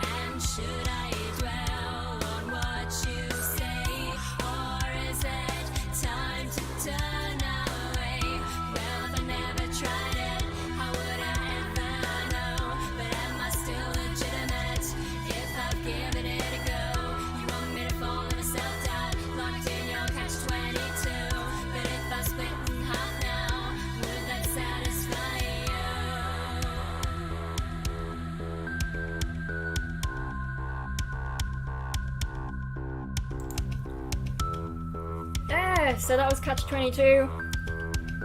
I also just quick ran to the bathroom. So dinner is just leftovers, so I can have them whenever I want. Yeah. Catch-22. Whew. Let me just chuck these back on. Gotta try and look the part still, right? God, my bathroom is such a mess because of all the makeup stuff. I've got to clean that, clean my brushes before I go to bed. Got to clean my face. It's only 7:20 though, so we've got plenty of time to chat, honestly. Because yeah, I really didn't think anyone would be hanging around, but I guess, you know, if you finished your festivities like I have, or maybe you're not doing anything for Christmas. Yes, I should just default to low latency or ultra low latency. Anyway, yeah, no, that was my asexuality EP, Catch-22. All of those songs are something to do with asexuality, but the only time I actually mention asexuality is in the title of the EP, and then I've avoided things like, you know, cake references, dragon references, anything about purple, you know, the colours of the flag, nothing too explicit, so that, you know, because like the thing about asexuality is you can't even say the word asexuality without sex being in it. And when I first, you know, I thought I was being clever, thinking, oh, if an atheist is someone who doesn't believe in God, because asexuals are like, oh, sex is great, but cake is better, or some shit like that. And it's like, you know, no, yeah, but have you had cake? And I'm like, probably doesn't help that I'm not huge keen on cake anyway, but, like, it's kind of a meme within the community. But yeah, no, in the early days, you know, I thought, oh, if people are atheist, and that means they don't believe in God, then you've got heterosexuals and homosexuals and bisexuals. Asexual must mean that I don't give a shit, and I thought I came up with it, but then of course I go on the internet and find, no, it's actually already a thing. And when I was first looking at some of the community stuff, you know, like, there was just so much talk about sex, and I'm like, really? Isn't this the opposite? So I think there's one of the songs, maybe Comrades.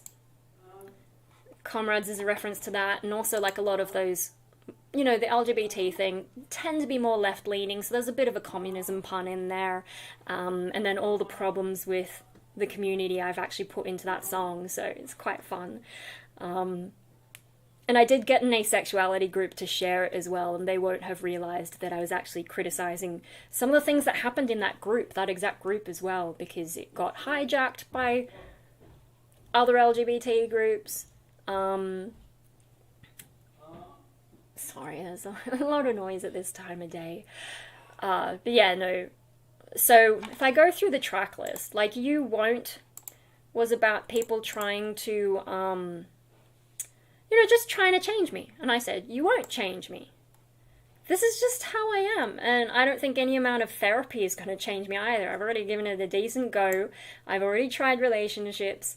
It would take a very patient person to deal with me, and they would have to have very low expectations of me having any real interest in them. Like, I don't mind if they're interested in me and will take care of me, but if they want me to give a shit about them, I don't know, I don't see it happening.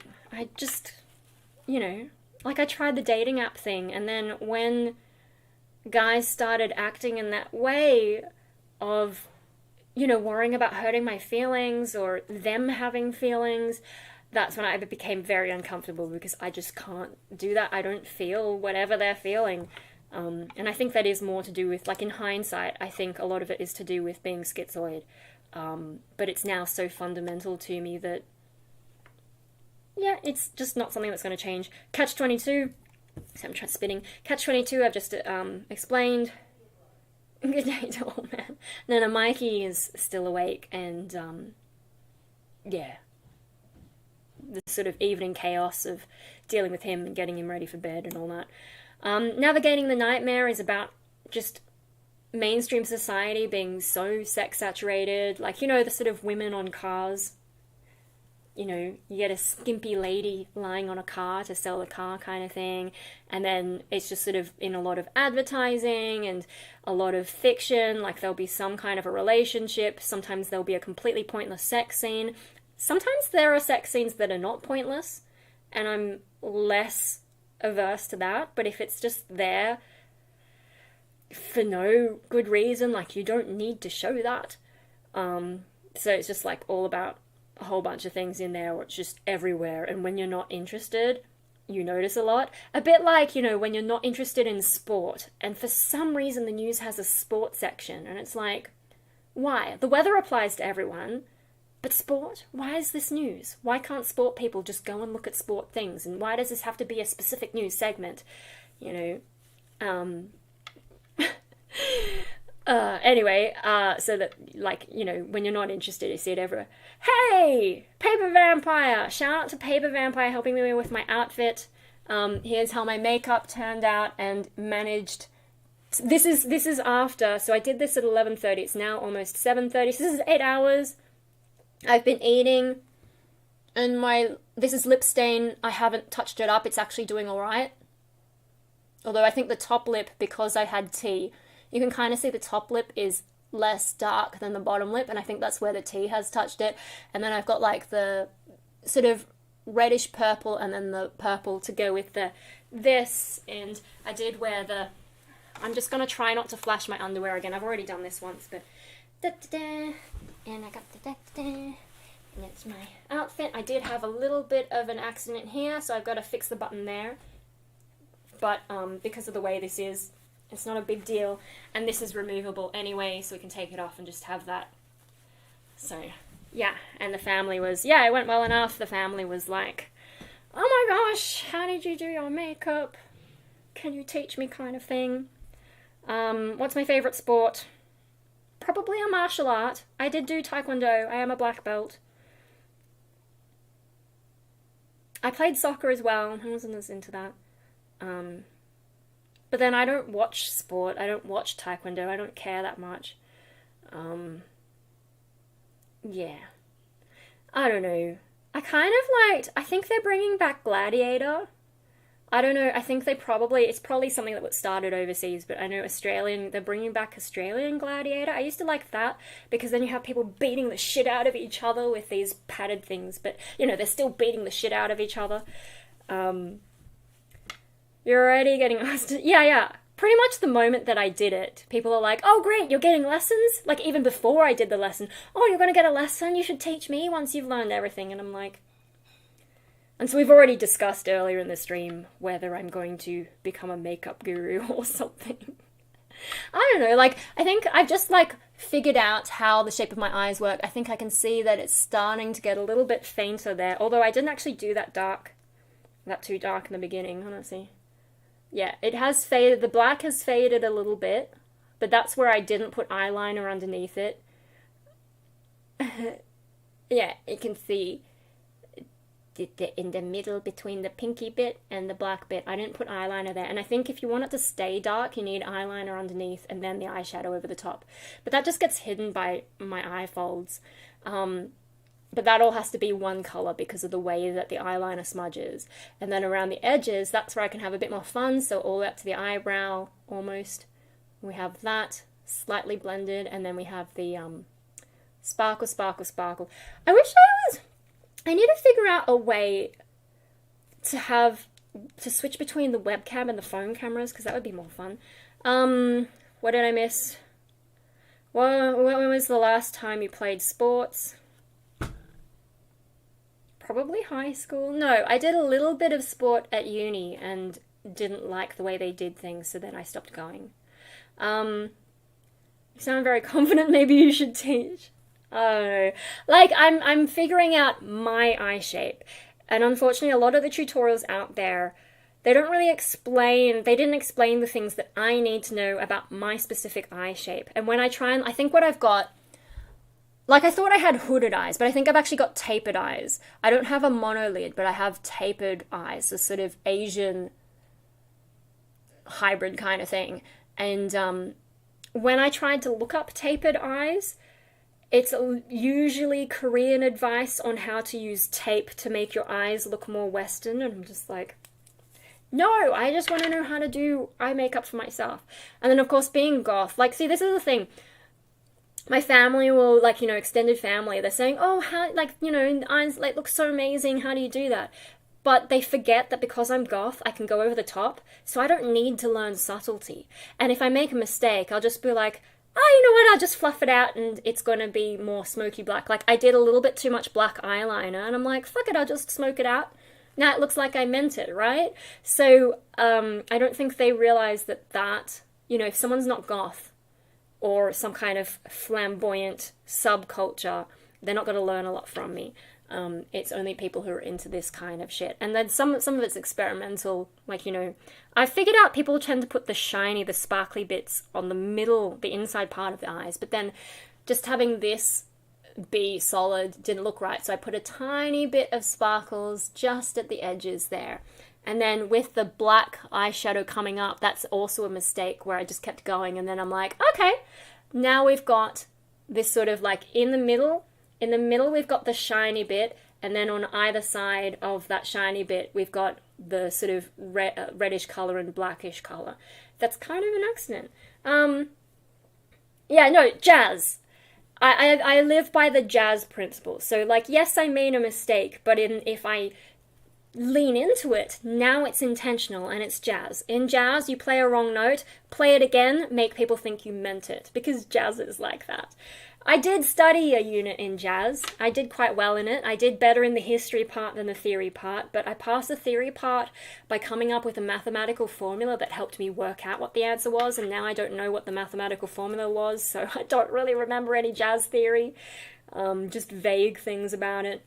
Yeah, anyway. Oh, here's with the gloves, I ended up going for the RQBL gloves from my Lolita outfit rather than the punk rave ones, because they're just so fiddly, and I was sort of in a rush by the end. And then I've got spikes, and I've decided this is like my childhood trauma one. And of course the spikes on the left and the childhood trauma on the right. All the symbolic shit there. Yeah, anyway. What was I talking about? Pi r squared. Yeah. Area of a circle, right? It's been a while, but I still remember some stuff. And what the circumference, is that 2 pi r? I don't need to know any of that anymore. I've just fucked up my life so well that I'm just going to be an art wanker. Art and music wanker, like. Yeah, no, I need to do more art. I need to do more music. I want to do more solo music as well as band stuff. If I'm doing solo stuff, I can probably live stream it. It's just because my computer is, you know, my old Mac. It's so old that I don't connect it to the internet because it's just like, I don't know, it's so old that it's probably a security issue. It's a 2009 MacBook Pro still running Snow Leopard because it's stable as hell on Snow Leopard, but no more updates. So if I was going to live stream me trying to make music, I would have to do it from my phone, and you wouldn't be able to really see what my screen was doing. So you would just hear random noises coming out and me getting frustrated about it. So I do get so frustrated making music, but no, I want to try and be more creative in 2024. I don't know how well that's going to go, but if I watch less YouTube and don't play Neopets, I think I will be more productive, as long as I don't get too tired. But of course, tomorrow, Boxing Day, I'm just going to be in day pajamas. I've already planned. I'm going to be in day pajamas. I'm not going to dress up like this. I'm probably not going to leave the house. I think it might even be a storm tomorrow. With my gigantic brick of a phone. There's been a few storms passing over. Yeah, no, it's saying there's this... Oh, maybe it might not be a storm. Actually, the forecast has improved.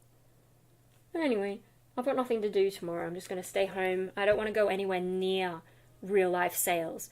But I don't mind online sales, and I've got a few things to look up. A few goth companies. I've been buying way too much goth stuff lately, but that just means I need to wear it more. And like I was saying before, I should just wear a lot of this stuff on YouTube. Even if I don't go anywhere, I should just do it for YouTube so that at least I get use out of the things. I think I will get a membership at my local art gallery just so I have another event to go to. Not because I like going to art events, but because it's close and that's another excuse to dress up. And then, hey, if I can stir up the locals, try and turn myself into an urban legend, and then maybe they'll get curious about me. This is my fantasy, I guess. Someone was asking about fantasies. This is the fantasy, right? I go to all these wanky art events, dressed in all kinds of bullshit, get them curious about me, get them talking to me, and then eventually they find out I'm an artist, and then I can weasel my way into maybe at least group exhibitions to start with. But if I could get myself a solo exhibition, which means I need to make more art, and I need to figure out how to frame it too. But anyway, eventually get myself into the art world that way. Because, like, the thing about being an artist is you have to be part of the fashion, because a lot of artists out there are just garbage, but because they're the fashion, they can get away with all kinds of stuff. Do you suffer from narcissistic talk? Please clarify. I'm clearly a narcissist if I'm on YouTube. You know, I talk about myself. What else do I have going on? I'm not, like, doing documentaries or, you know, those channels that just do documentary type stuff.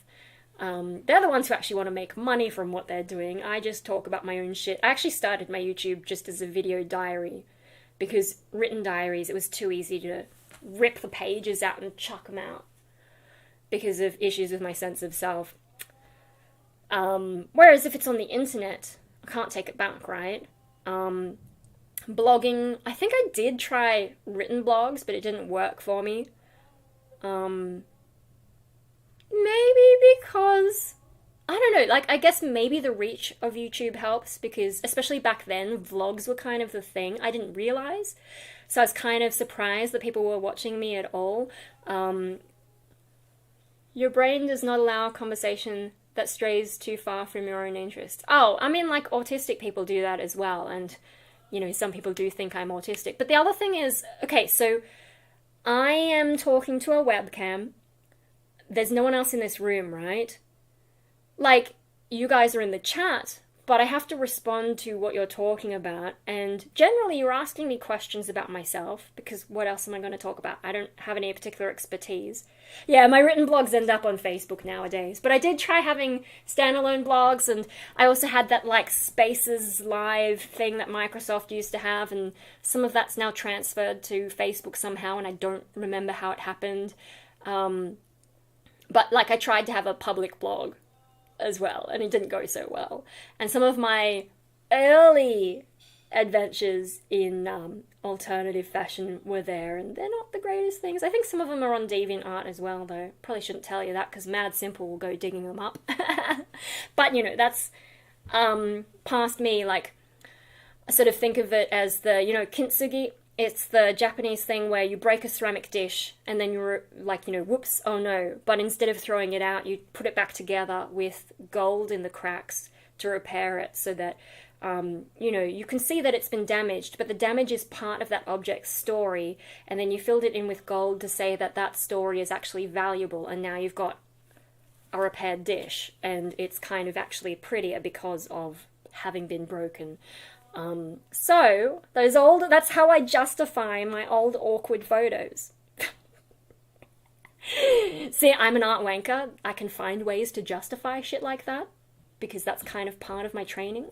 But also that's, like, you know, in high school when they teach you poetry, and they're like, oh yes, this thing that this poet wrote, that symbolizes blah blah blah blah blah choices in life or whatever. And I think my brain picked up on that and was like, okay, so when I write poetry, I'm going to write some bullshit, and then I can just explain it as something, and people can have different interpretations, and it doesn't matter what it means anymore. So, yeah, I could come up with that kind of thing. But yeah, no, I mean, it is possible that I have some level of, or like, very, very mild autism, but I didn't get that term from a psychology book. I made it up myself to explain my mental problems. I think you have it too. Yeah, okay. But, like, what else am I going to talk about but myself on a YouTube channel that is about me vlogging? And occasionally I throw in things like the Kintsugi story, which isn't about me. It relates to me in some way, but then, like, do you know what I mean? It's kind of not a good sample to take my video blogs, because, okay, so I just had the Christmas party with my family, right? I didn't actually talk a lot about myself. It's hard with my extended, my Aussie family, because, you'll start talking about something, people will ask me what I'm doing, and I'll start talking about something, but then another person comes along and is like, oh, hey, and the conversation gets interrupted, and you never really pick up the thread. Well, honestly, 3 to 5 showers a week. Yeah, but see, I mean, life outside of YouTube, yeah, so you don't see my life outside of YouTube. So I've just been at a family Christmas party, and instead of talking about myself, like when people ask me about myself, I'll talk about it, but like actually when I first turned up and people were like, so how are you going? What have you been doing? I had a complete mental blank. I think I was just so focused on getting ready, and then I'm ready, and then I'm going to the thing, that I didn't even think about, like, if someone asks me a question, what am I going to talk about? So it took me a while, it took my brain a while to even have anything to talk about when people ask me about myself. And I was just like, yeah, good, I'm fine, I guess. Which I'm not really fine. I'm mentally ill and still upset about my dog, which I didn't talk about my dog except for that one time one of my relatives asked how I was doing with it. And then they changed the topic because it was clear that I was not doing so well. But yeah, for the most part, I didn't actually do a lot of talking. There were a couple of conversations that I had that were a bit longer, but mostly they were very interrupted, and I just didn't pick up the thread. And just kind of let people talk about whatever they want to talk about. There was one thing, like a conversation that I was sort of like on the periphery of, and then I'm like, oh, here's a joke that relates to the story that you're telling, and they thought that was funny. But that was kind of my only contribution to that conversation. I kind of just sat back and was listening. So when you see me on YouTube, obviously it's my channel, so I'm going to talk about myself, because it's a kind of a video diary channel. And I talk about the things that I'm doing, and like what's my latest weird hobby that I've gotten into, which is currently hair and makeup, apparently, and dressing up more. I went through a phase of talking a lot about schizoid stuff, and then people, in my channel trailer, that thing that comes up is like, why do you only talk about mental health? Blah, blah, blah. And so I'm showing, well, actually, I talk about a whole lot of stuff in my channel. It just happens to that I'm mentally ill, and if it's a channel about me, of course I'm going to talk about my mental illness. But yeah, also this, as I said, this situation where you guys are just in the chat and you ask me questions mostly about myself, like what's my favorite sport? When was the last time you played sport? All that kind of stuff. You're asking me about me. So yeah, don't take my YouTube as like a representation of my life. It's what happens to go on my channel. And there are things that I don't talk about. I know I seem very open, and this is a neat trick that you can do. Because on Facebook, people see me as being very open, and they're like, oh, it's so amazing that you're so brave to talk about your mental health struggles and like what you're going through with your grief, with your dog, and blah, blah, blah. And yes, okay, I'm more open than your average mainstream person because I just don't give a shit about the same stuff. But also, by seeming very open, people assume that they know everything about me, and it makes it easier to hide certain things because they're so distracted. It's like what you do in magic with sleight of hand. You distract them. They're like, look over here, and meanwhile you're doing something shady over here. So they're too busy looking up there to see the other bullshit that you're doing down there. Do you know what I mean? So people will see me being like, this particular way on YouTube, or writing in a particular way on Facebook. Instagram is the most shallow that I get because Instagram is just like that. There's no point trying harder on Instagram. And so I've just started to get more and more shallow there in the way that I'm doing it. If you compare like some of the photos that I've shared on Facebook and Instagram, I used to share Instagram directly to Facebook, but now I'm doing separate captions. And if you compare my most recent ones, you'll see that Instagram is very basic, and then Facebook I tell you what the actual story is, just because of the nature of the different social media. But where was I going with that? I don't know. That's what I'm presenting to the world, but it's not actually what my real life is. And sometimes, like, especially now that I'm dressing up like this, people must think, oh, look, she must be doing all kinds of stuff. But really, I spend most of my time at home in this chair, which you can see everything is peeling away. and I'm not really doing a whole lot with my life. I still manage to do, when I do stuff, I manage to do it reasonably well, but then a lot of the time I'm not doing stuff. I don't know, there's like a lot of illusions, and this is what they say about social media. Don't assume that have subscribers greeting. No, I'm not that big. What's my current subscriber count? I haven't actually, let me have a quick look.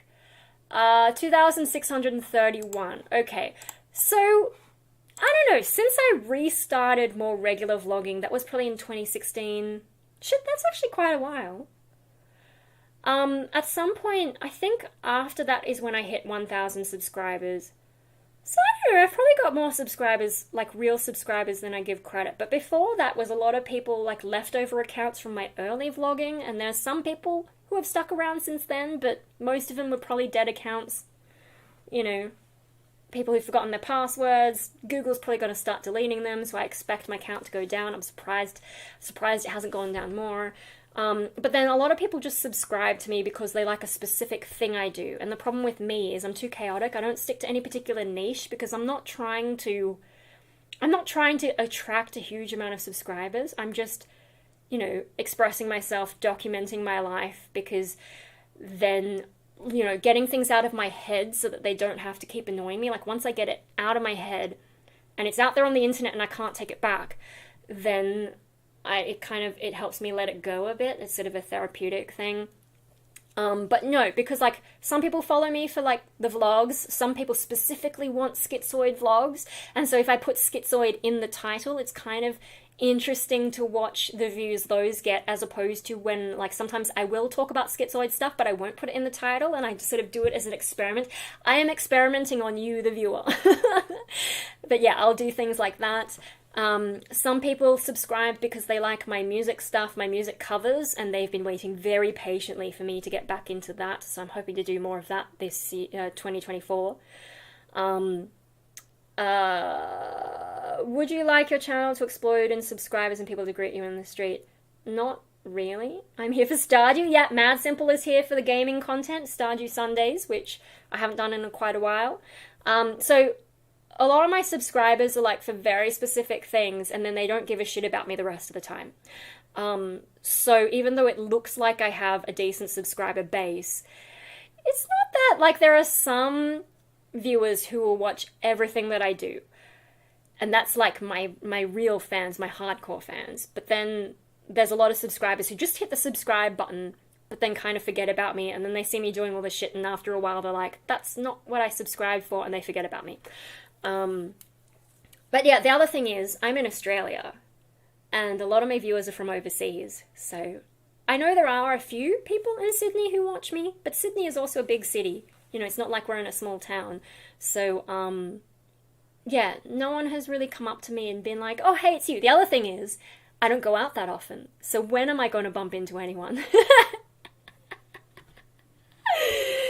You know, and no, I'm not too keen on that happening because I'm not a social person, and I can talk to a webcam, but, and like, this is another thing, when I talk to people, like, I've had online friends on Facebook or different forums, and like, you know, even in my early YouTubing days, I would make my videos and people would get in the comments and say stuff, but then when they showed me a video of them, or a photo of them, or something like that, or if I met them in real life, it's a different dynamic. Like, I'm very comfortable with seeing people as text, so like, all you guys, which way, that way, I'm happy with seeing you as text, but if I ever met Mad Simple in real life, I don't know how that would go. And like, even it's also like, so there used to be a fossil shop near here, and I used to go in and see the shopkeeper, and we talked for ages in there, but then we were friends on Facebook, I think, and I think we tried to do a video call, and it was super awkward. Like, they're just different situations don't work out well. So as much as I'm comfortable with you guys all being text, I don't know that I'd want to really meet any of you. I think that would be very weird for me. And, you know, sometimes I've met people in text before, or it'd be great. Or like, you know, not the most recent online dating thing, but like previously, before I got banned by RSVP for inappropriate username, I did try going on a few dates with guys, and it was super weird because, like, you can chat. I can chat quite happily in text-based form, and even seeing their photos, that was fine. But then actually meeting them in person,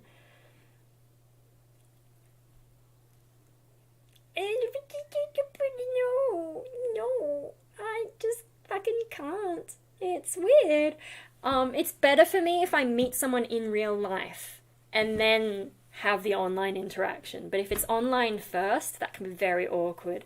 Especially, like, maybe I get a particular idea of what they're like in real life and then it turns out they're not like that, or, yeah. Also, I struggle to remember people, even people I've met in real life and then had a lot of online interaction and I haven't seen them for a long time. I can get a bit like, oh, which person is which, and mix people up, and sometimes people will recognize me in the metal scene, so never mind online, but like people will recognize me because they've seen me on stage, for example, and they'll be like, oh yeah, we met here. Well, they have to tell me that. If they don't tell me where we met, I'm gonna be like, I think I know you, but I'm not sure, unless it's someone like very distinctive or someone I've seen a lot.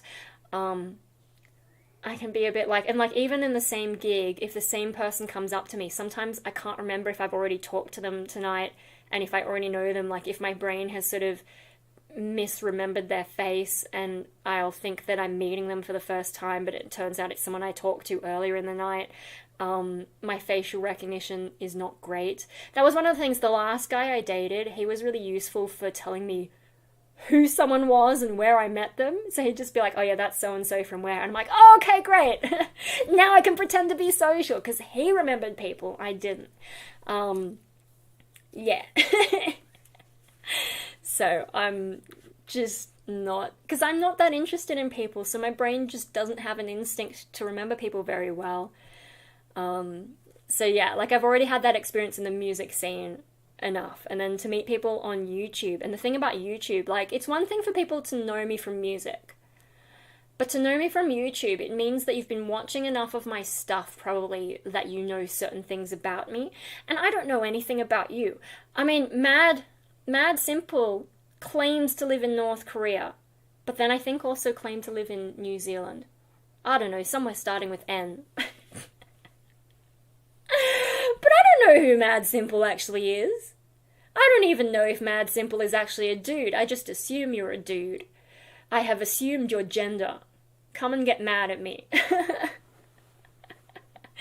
So, like, I don't know anything about my viewers' lives, and that's very jarring to meet someone who knows so much about you and you know nothing about them. And like, there's also the risk of parasocial relationships, people who think that we have a relationship that we don't actually have. North Zealand. What about Old Zealand? If there's a New Zealand, where's the Old Zealand? I'm sure there is one. Let me look it up. Old Zealand. Where is Old Zealand? Located just northwest of the Belgian city of Antwerp. Zealand is more than 700... Okay, so there is a Zealand. There you go. Oh, it's in the Netherlands. Paper Vampire, where are you? Yeah, Paper Vampire. Hopefully in time for the lag to catch up. Hey. Yeah. Anyway. So stuff and things and feeling awkward about people watching me that I don't know anything about. South Holland.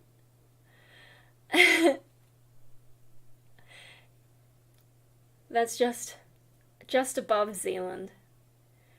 Yeah. Alright. Does that also imply the existence of an A, B, C, D land? Like for each letter of the alphabet, if there's a Zealand. Although Z is American. I think, as an Aussie I should say Z. Z sounds better than Z, though. Anyway, oh shit, I should open this. But yeah, no, the other presents, so, I don't know if I already mentioned, my one of Mikey's carers, often buys stuff for Mikey, but for Christmas he also got me a gift card from Mecca, and it came with like this free sun cream. Oh, I'll show you that. It's just over there. And so like, that was really nice of him. I think he so after I had my shower yesterday, we have ABC Islands. After my shower yesterday, when I used the hair primer and blow dried my hair, and I think I showed Mum, and then I went back to see if straightening my hair would do anything, because it's heat activated, but I already activated it with the blow drying. Anyway, I straightened my hair to see if that would make any change, and came back out to show Mum, and Mikey's carer happened to be there. Buy my t-shirts! Mikey's carer happened to be there, and there it is. Buy my t-shirts. Yeah, and he saw my hair and was straight away like, doesn't your hair look amazing and all that. So yeah, I guess it made quite a difference to what I usually look like after a shower. Anyway, he's a really sweet guy, and it's in a little box. Sorry, I'm trying. Yeah, in a cute little bag as well, because he knows that I've been doing the makeup stuff, and I think he sort of enjoys that I've been doing this. Hasn't your dad wanted to buy you a house? Oh, that would be nice. No. My parents aren't that rich, come on. And then you open it up. And then there's a gift card, which I won't show you because I am not that silly. But, yeah, it comes with this one. Now, apparently in past years, they've done to save face, which is the better sun cream. This one's to save body. So I guess you're not supposed to put it on your face. What does it say? See, is there... Oh, there's also, like, instructions underneath there. Yeah. Anyway, sun cream. So now if I go out in the sun, which I don't really do, but if I go out in the sun, I can use that, because I had to throw out my old sun cream. When I started my bonsai job, we used to work outside, but then towards, after a year or so, we started working inside, and in the studio area. And then I didn't need sun cream anymore, and the sun cream felt gross. So, for a while there, I was having showers twice a week because the sun cream was so gross, and sweating with sun cream. It was like a proper cancer council sun cream, because, Australia has such high skin cancer rates. Your face isn't part of the body. Or your facial skin has different needs to the rest of your skin, and hands in particular need a lot more sort of oil or something, whereas your face, if you put too much oil on your face, you get pimples. So different skin has different needs. Anyway, but yeah, I had to throw out the old sun cream because since we were working indoors, I didn't need it anymore. But yeah, I was having showers twice a week for a while when I was working there, until we started working indoors. Yeah. So I still had that. I would have gotten that sun cream in 2018, and it's been 5 years, and it was, not looking great. It was expired, and so I ended up throwing it out because no one in the house wanted it. And I had bought quite a big one because, I tend to do that. Can you see up here, that yellow bottle is hand moisturizer? Well, it's hand and body. It's just a Vaseline. It's very basic, and I got the massive pump bottle because every time I wash my hands, it just feels so dry, so I like to put that on after I wash my hands. Constantly moisturizing my hands. I also have nicer moisturizer in my little shoulder bag, so that if I'm out and about and wash my hands and they don't have their own moisturizer, I'll use mine and it smells nice. And I don't know, maybe once I finish that pump bottle, I might start getting nicer smelling hand moisturizers to use at home as well, because I'm going on that whole sensory therapy thing. But anyway, similar thing where you get this big pump bottle, it's more cost effective and you're using it a lot. You go through it quickly, but it didn't happen in that case of that sun cream. So now I have, at least for my body, maybe I should get the face version if I like it, but I also don't go out in the sun very much, so I don't know. I'm not really sure when I'll use it. If it looks like I'm not going to use it much, maybe I should give it to my mum, but I don't know. But the gift card in there. Now I can go to Mecca. I need to buy, I want to get lip stain in like a brighter red, because when I've done the, you know, having brighter red in my outfit, and like, you know, also maybe a lipstick that matches this choker, that would be nice. So did I spit again? Instead of like this more pinky one, like a darker red. So there's some things there. If I can get them in a lip stain, that would be good, but I might also get lipsticks. Experiment, maybe I could get a lip liner. I don't know. I'm not really sure why each thing is necessary, but I don't know. We'll learn, we'll figure it out. Goodness me. See, like, I didn't get into the makeup to do that kind of thing, but once I start, the art brain kicks in and is trying to match everything. Of course, today, like, you know, I do have the purple socks, so I sort of like purple and red, and then this is okay. And then I've got more brighter red, so I've sort of got a bit of a spectrum going on with gothic colours. How did I even get onto that topic? I don't even know. Oh, because I was doing gifts. Yeah, no, like, I'm still getting my lottery tickets, and I'm still waiting for Mad Simple to send me $10 million, but it hasn't happened yet. Get your act together, mate! But no, like, you know, my parents can afford for me to live here. I am on welfare as well, because I can't work. So, you know, like, I have a small amount of income, and because I don't have expenses, I'm able to save. Did anyone comment on your mismatched socks? No!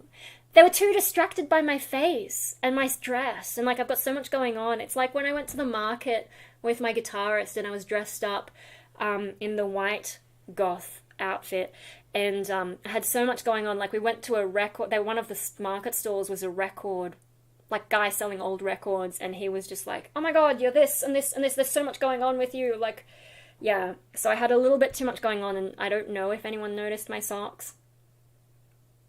But hey, it's also got symbolic shit going on, so, you know. But that's kind of fun, like, you know, if there's something going on everywhere, distract people, overwhelm their senses. Because I am trying to mess with people, right? So I can't leave any part of me seeming too easy. No, which makes me think of the autism thing, if I'm overwhelming people's senses. What was the thing that we were talking about before with autism about, like, oh yeah, like autistic people will tend to only talk about the topics that they personally like, and depending on how severe they are and whether they can mask and all that, they might not know when it's appropriate to let other people talk. So that is a specific way of doing it. But for me, you know, it's my channel and I'm talking about it. I will, like, you know, I do prefer topics that I like, but I'm able to participate in other people's conversations. But then generally, because I don't know a whole lot, I'll be quieter until I can think of something to contribute. Otherwise, I just sort of stand there and be like, oh, okay, yeah, cool. Yeah. Try and giggle at appropriate moments. Maybe the awkward giggle if I'm not sure what's going on. Yeah. I don't know. Anyway, no, I was going to open this. This is from my wise godmother. Cute little thing with a little message. And, you know, I mentioned I've explained to her in more detail the sensory therapy thing that I'm trying to do. And so it's something that smells nice. That's all that I know. Although I've been able to peek in the top and it's got a little pump bottle. So we'll see what it is, shall we? We're going to unbox this now from my wise godmother. A ribbon. What can I do with a ribbon? Like, this is my craft brain. Do you see what I mean? It's like I got into the makeup stuff because originally, you know, the whole dissociation thing, part of my brain going, like, you know, wanting to look more like how it feels, but then my art brain hijacked the project, and now we're getting all artsy, and then I'm like, a ribbon! A bit like when I was unboxing my mecha stuff, and, you know, like, okay, hair care stuff, interesting. I've now realized the hair primer is actually interesting, and the hair primer is actually good, but also there's another thing in there that's like air dry cream, which I tried to use yesterday, but then I actually looked up how it works. And yes, TikTok seems to be the place for all this. So I haven't signed up for an account, but you can watch the videos. I don't know, why can't these people post it on YouTube as well? But anyway, some of it was on YouTube, but I was looking at how do you use the other one, and apparently when you don't want to blow dry your hair, you put this stuff in, and it stops it from becoming a frizzy mess, and you can actually style it. Anyway, no, when I was opening that box, and I was kind of more excited by the tissue paper. Now I'm like, I've got a ribbon, bitches. A ribbon. I can do artsy stuff with my ribbon. Yeah. Even though I have like a huge stash of ribbon anyway, I'm still excited by more ribbon. I'm a cat, huh? I'm like, cat. I have a ribbon, guys. Anyway, no. Let's focus. And then keep my little thing with the message on it, and then we can open and see what it is. And a cute little Christmas wrapping paper. Just, do you like wanna? Are we gonna ASMR and you can hear the?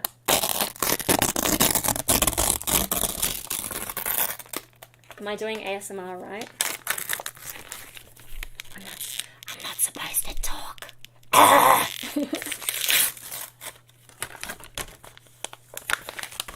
What is it? Ico. I don't know if that's how you pronounce it. De-stress, geranium and lavender, hand and body wash. Ooh. To put in my shower so I can stop using the cheap stuff. Blah blah blah. Natural herbal extracts, geranium, lavender, clementine, mandarin. A luxurious, silky smooth. Oh, and she wants me to be a hand model, so I should hold it in like a sort of attractive way. What? Okay, now lick the paper. You can imagine that. Hand and body, yes, but you notice not face. I need to get a proper face wash, but anyway, like a sort of pharmacy face wash, not a beauty shop face wash, because I don't trust the beauty shop stuff. It's fine for taking off makeup, but I want like a proper face wash.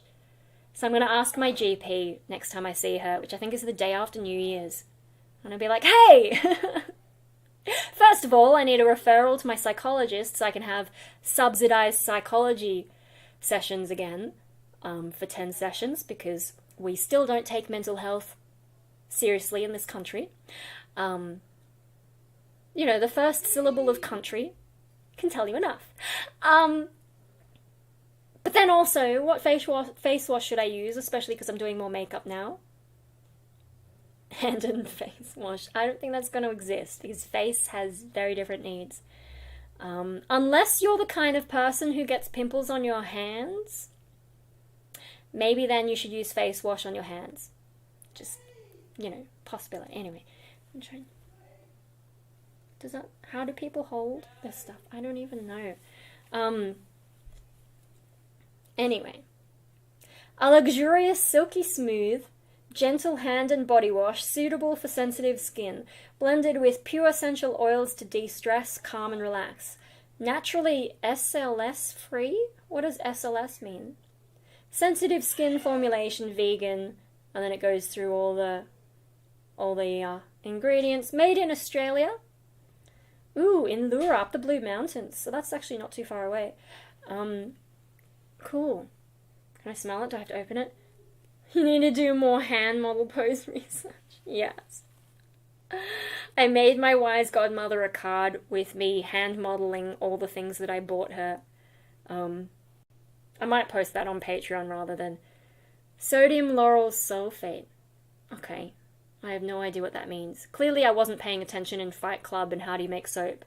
Although I think they had to change it so that... No, they had to change the thing about explosives so that they're not accidentally telling people how to make explosives.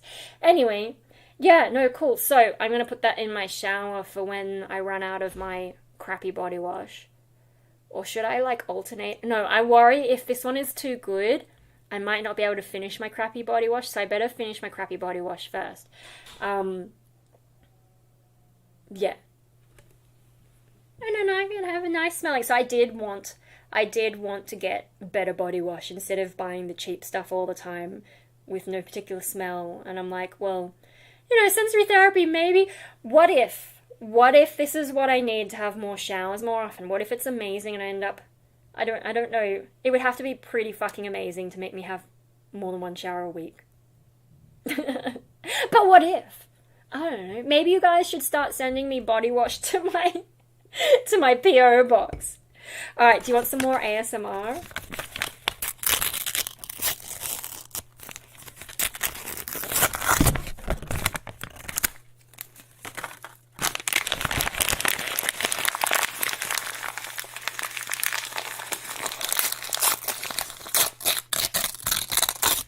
And I'm totally doing the right face.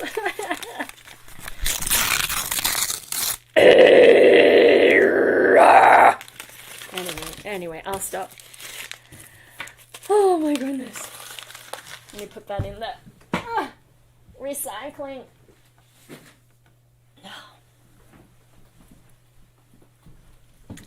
Yeah. No, I'm sort of slowly upgrading all my stuff. And my wise godmother has my back, helping me with that. I really should make that video to show you all the smellies. Oh, that's another thing I've got to... I'm just remembering things that I need to look at for Boxing Day sales. But I think year-round that place does 15% off. If I pick the right level. Anyway. I do like the sound of paper ripping, but I don't feel anything special. Yeah. Like, I can kind of... I get the vibe of what sounds they're after, but I don't understand why it's such a big thing. Yeah. And also, ripping stuff. That seems like the sort of thing I would have done early on in YouTube. Like, you know when the people were telling me to, like, step on stuff and just destroying things, and ripping things is destroying things, and then I start thinking about that scene in the 2008 Jekyll and Hyde movie where he just, like, puts the thing through a... Yeah, okay. What? What were we talking about? Before I go into, like, crazy mode? Where's my water?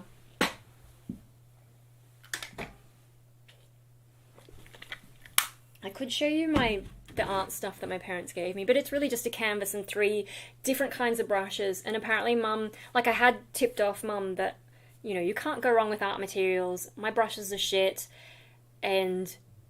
Yeah, so, but apparently, like, when she looked at how expensive they are, you can kind of understand why I was buying the cheap shit. But yeah, I'm trying to be less stingy with my money because, you know, I've sort of accepted that my life is screwed up. Like, I'm never going to be able to save enough money for a house or anything. I just have to keep buying my lottery tickets, unfortunately. Or rely on Mad Simple, who I think we can tell is not the kind of person to rely on in North Zealand, Korea. But yeah, no, like, accepting... So, like, I was kind of brought up on that whole idea of being financially conservative and saving for the future. But if I don't have a future, what's the point of saving? So yeah, I'm trying to be less stingy and I'm trying to look after myself. You're my lottery. I don't know. If there was a race between Paper Vampire and Mad Simple, I'd kind of be rooting for Paper Vampire, gotta be honest. Of which one of you is gonna get me $10 million faster. I'm just saying, I'm just putting that out there.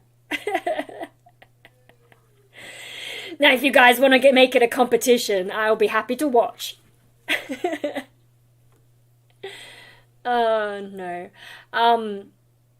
No, like, with the P.O. box thing, I was thinking, like, you remember when I first got the P.O. box? Like, you know, speaking of joking about people sending me hand and body wash to try and make me have more showers.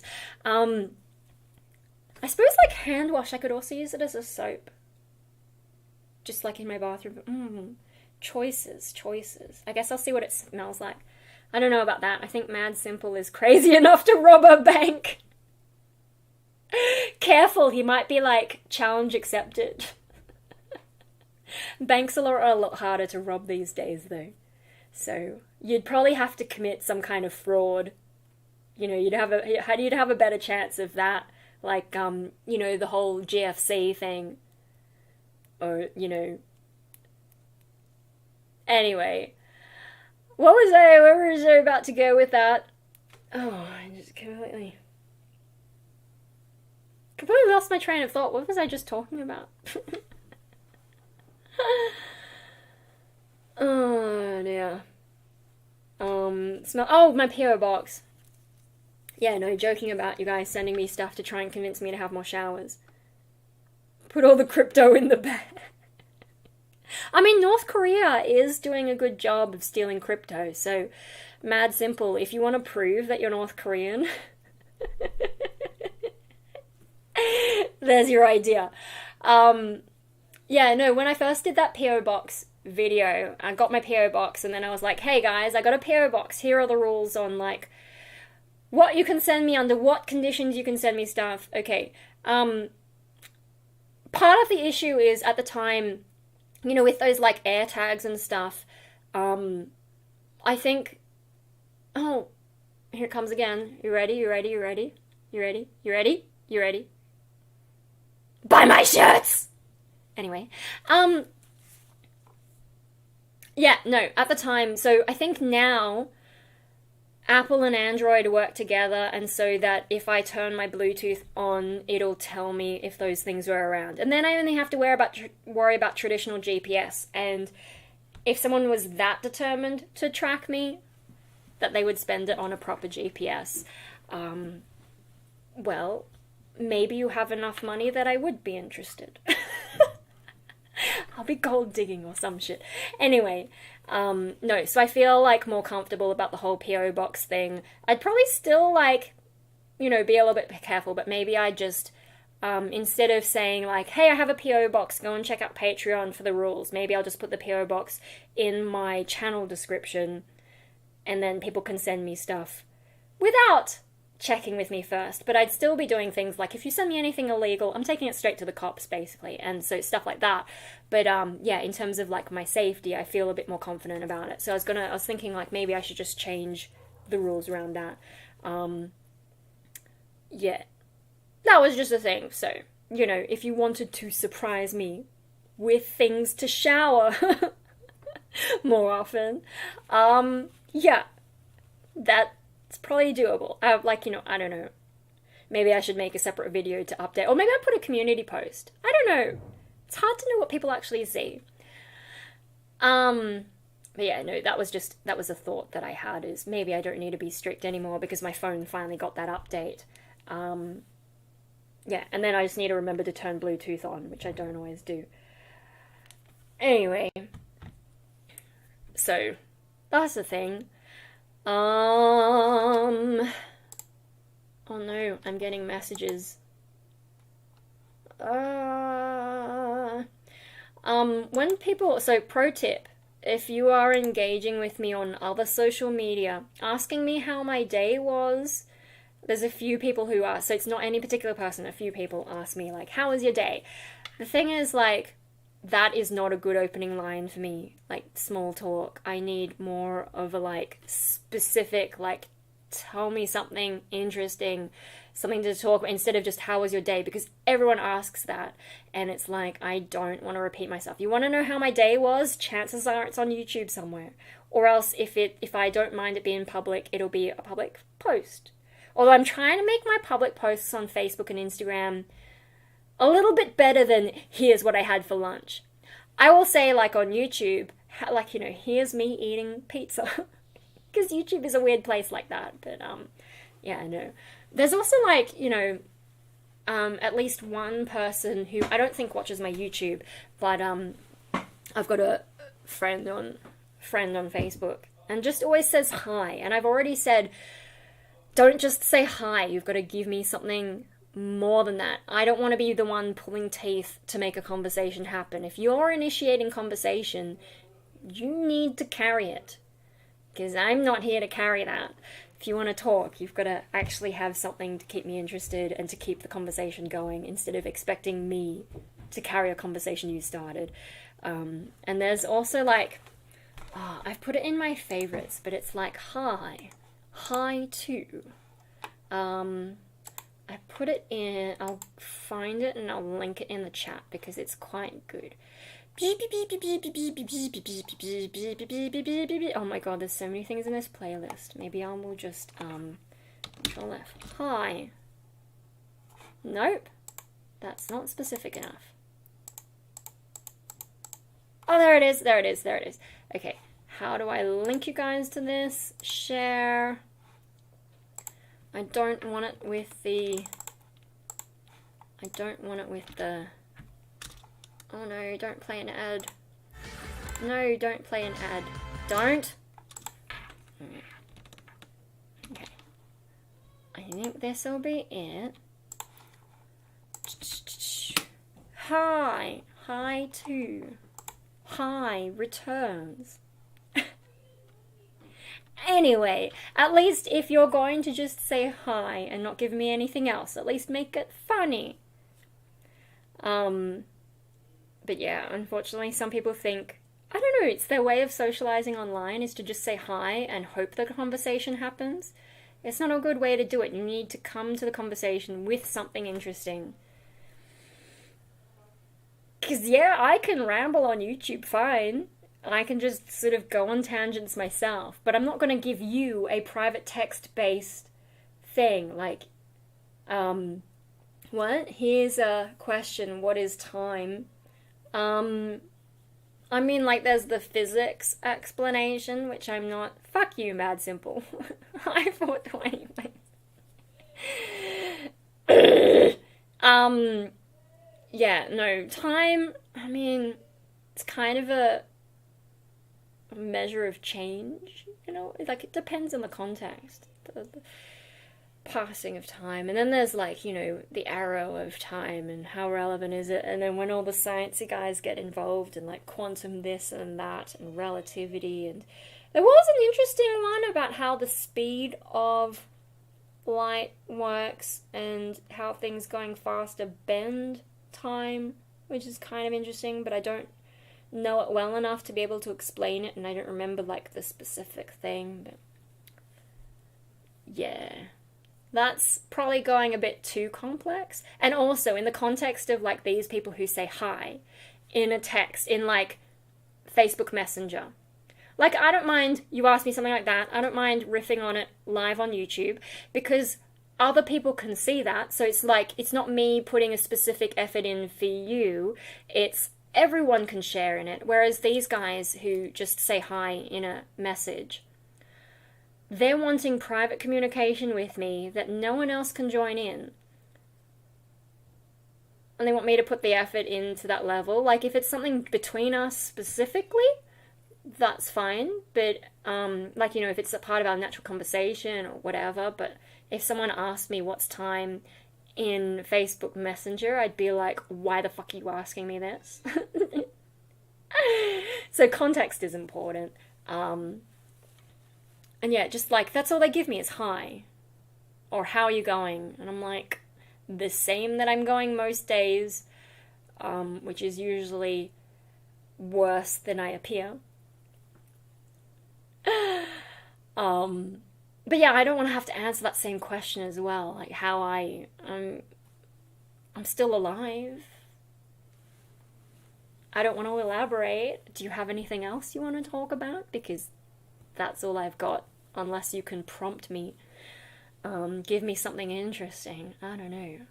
I'm not sure if they're trying to achieve something in particular or if they just don't know what to do with conversations. This is getting a little bit much. Yeah, I don't know. People's online socializing skills can be a bit weird. Anyway, yeah, no. I mean, I think probably I've got a lot of friends who are a little bit socially awkward, so what can you do with that? And then when I say friends, I mean like Facebook friends. Oh, I think my aunt sent me a photo from today, maybe. I'll look at that a bit later. Apparently my website's been a bit on and off today. Anyway, what time is it? 8:30. Yeah, I think I'm sort of running out of puff. So you guys are going to have to throw me a topic, or I'm going to start thinking about changing out of this taking off the face. I want to take this face off. I like that movie. It's a good movie. But then, of course, you know, of course I would like that where your identity is questioned and people think you're a bad guy when you're not, or they think you're a good guy when you're not. That's a very me sort of a theme.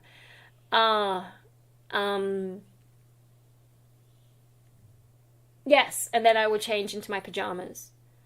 And then what am I going to do with the rest of my evening? Maybe I should eat something. And then I've got some photos of today's outfit. They were very rushed, so I don't know how good they are. Yeah, I do look different when I dress up, like especially with the makeup.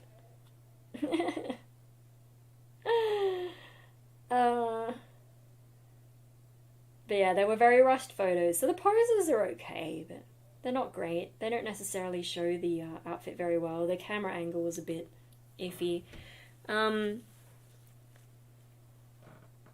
With a simple shower, I mean, you'd probably get some of it off, but it's like it's pretty decent makeup, and I used setting powder and setting spray, and so, like, you know, I can touch it and it won't come off. And it's supposed to, like, keep it on your face. And to get makeup off, oil dissolves makeup, not necessarily water. Like, I'm sure some of it would come off if I used water.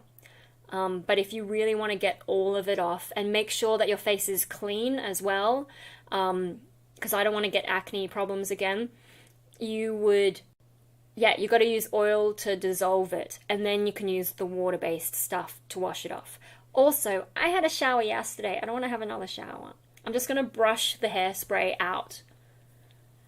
And I'll see how I go. If it gets really gross, then maybe I'll have a shower on Wednesday, because that's sort of midweek. But I don't want to have a shower unless I have to. Because it's just like, then I have to... I don't know. I suppose maybe I'm getting better at tolerating the shower. It's just like the whole process of, like, you know, you gotta wait for the water to heat up. Wash. Try not to let your mind go into depressing spirals, because that happens a lot when I shower. It's one of the reasons I don't like showering, is my brain, because there's nothing else for me to do, right? I'm washing myself, but intellectually, my brain has nothing to do, so I start spiraling. Gasoline? What? What are we talking about, gasoline? But no, I've got that oil-based balm, like that video I made about taking off my makeup properly. I think I even did the face-off thumbnail. So it's an oil-based balm, and then you wash that off. I've also got to take out my contacts, and once I take them off and readjust my eyes to glasses, like, that's going to take me a while. I might have to lie down for a moment to, like, reset my eyes. But no, once I use the oil-based stuff, then I use the water-based stuff to wash that off, and then I'll put the pimple cream, and then I'll put the moisturizer on. But yeah, no, shower. Gotta wait for it to heat up, the water, and, like, in my bathroom it takes longer than closer to the heat pump thingy. Wait for that to heat up. Gotta get in there, wash my hair, put the conditioner on. I've also been using this other stuff that is supposed to help with coloured hair, because I have coloured it. I didn't bleach it though, so it's not that damaged, but you know, I've got the stuff, someone gave it to me, might as well use it. And that's got to stay on for a minute, so I leave that on while I wash my body.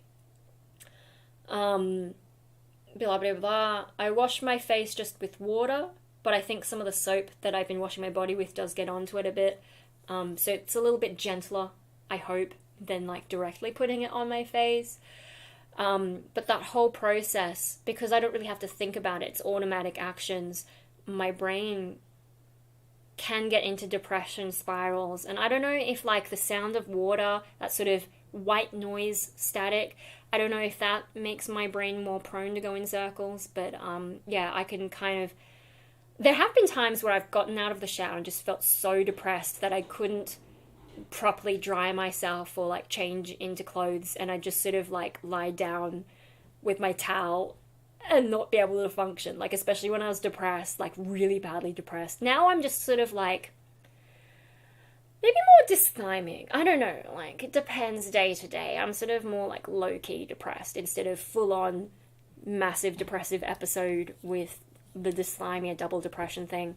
So, like, at those times, I would have a shower and just not function afterwards. So that was one of the reasons I probably only had a shower, like, once a month or every 2 months, or couldn't even remember when I had my last shower kind of thing, because it would just be like that.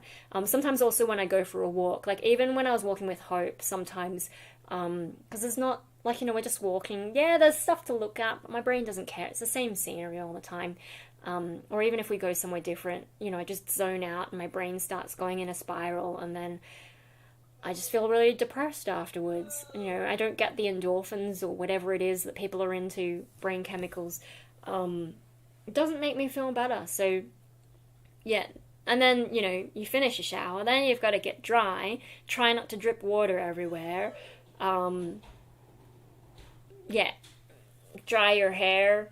I don't always dry it, but just dry it enough that it's not too annoying. You're going to put all your clothes on, and then because the shower was hot, then I'm sweating for a bit afterwards, even after putting on the deodorant. It's a bit uncomfortable. And then, got to put the moisturizer on my face, because if my face has had all the oil stripped out and then it's dry, then it's more likely to get pimples. And it's just like having a shower is such a process, when I could just skip the whole thing and just go to bed, or whatever it is that I'm doing. And also, if you have a shower in the evening, don't want to sleep on a wet hair. So on a Sunday, showering is the first thing I do. People are like, shouldn't you clean first, then have a shower? And I'm like, yeah, that's not how it works for me. I gotta have the shower first. I don't know. I have some weird habits like that. But yeah, it's just such a process. But the thing about, having a depressive spiral, that's probably one of the bigger things for me with showering. Although, also another thing, especially in school, in high school, because I didn't shower a lot, it was really obvious when I had a shower, because my hair would be really frizzy. So I wish I'd known about hair straighteners back then. I didn't learn about hair straighteners until well after I'd left school. But now I've also got this hair primer, and as long as I blow dry it, it actually looks alright. And then I've also got this other one that's like air dry cream, so I don't even need to blow dry it. I just run the cream through, and that's supposed to, I haven't used it properly yet, but that's supposed to make it not look super frizzy. I wonder if those things would have made me shower more often. I don't know that it's going to help me now. Because the other thing is, that time that I spend showering, I could spend doing other things. I know that you could say the same thing about the makeup, but at least the makeup, like, I have something to show for it. With showering, because I use deodorant twice a day, no one really smells any difference. Except maybe when I first come immediately out of the shower. But no one really thinks that I smell bad the rest of the time. And then when I'm on YouTube, you guys can't smell me. So why do I need a shower more often? It's just for my own sense of hygiene, but it's worked for me to just have one shower a week. Yeah, anyway, blah blah. Yeah, no, I haven't tried to use just water to wash off all this. But, I really, like, with the eyes, for example, like, that doesn't come off just with water. You need to have the eye makeup remover. I've got an oil-free eye makeup remover. But then, like, with some of the liquid lipsticks that I've used, I've tried using the oil-free eye makeup remover, and if enough of it hasn't already come off by itself, I have to use the oil-based stuff to dissolve it first. So even the oil-free eye makeup remover isn't enough for some of the lipsticks I've been using. So yeah, I don't think just water or just a shower. I mean, like, this is designed to try and last through me, licking my lips a bit, having drinks, like, they are made to last through watery shit. People have cried with makeup, and when they've got enough setting products, crying doesn't dissolve it, and they can cry without things going everywhere, like in the old days with bad mascara, and you'd see that really going on, like, if you've got the right products, that doesn't happen anymore.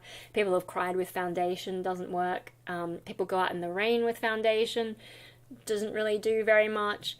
If you've done it right, it's supposed to be water, like, you've got water-resistant mascara, water-resistant eyeliner. I'm not really sure what level mine are all at, because I kind of just trusted the makeup artist to give me stuff.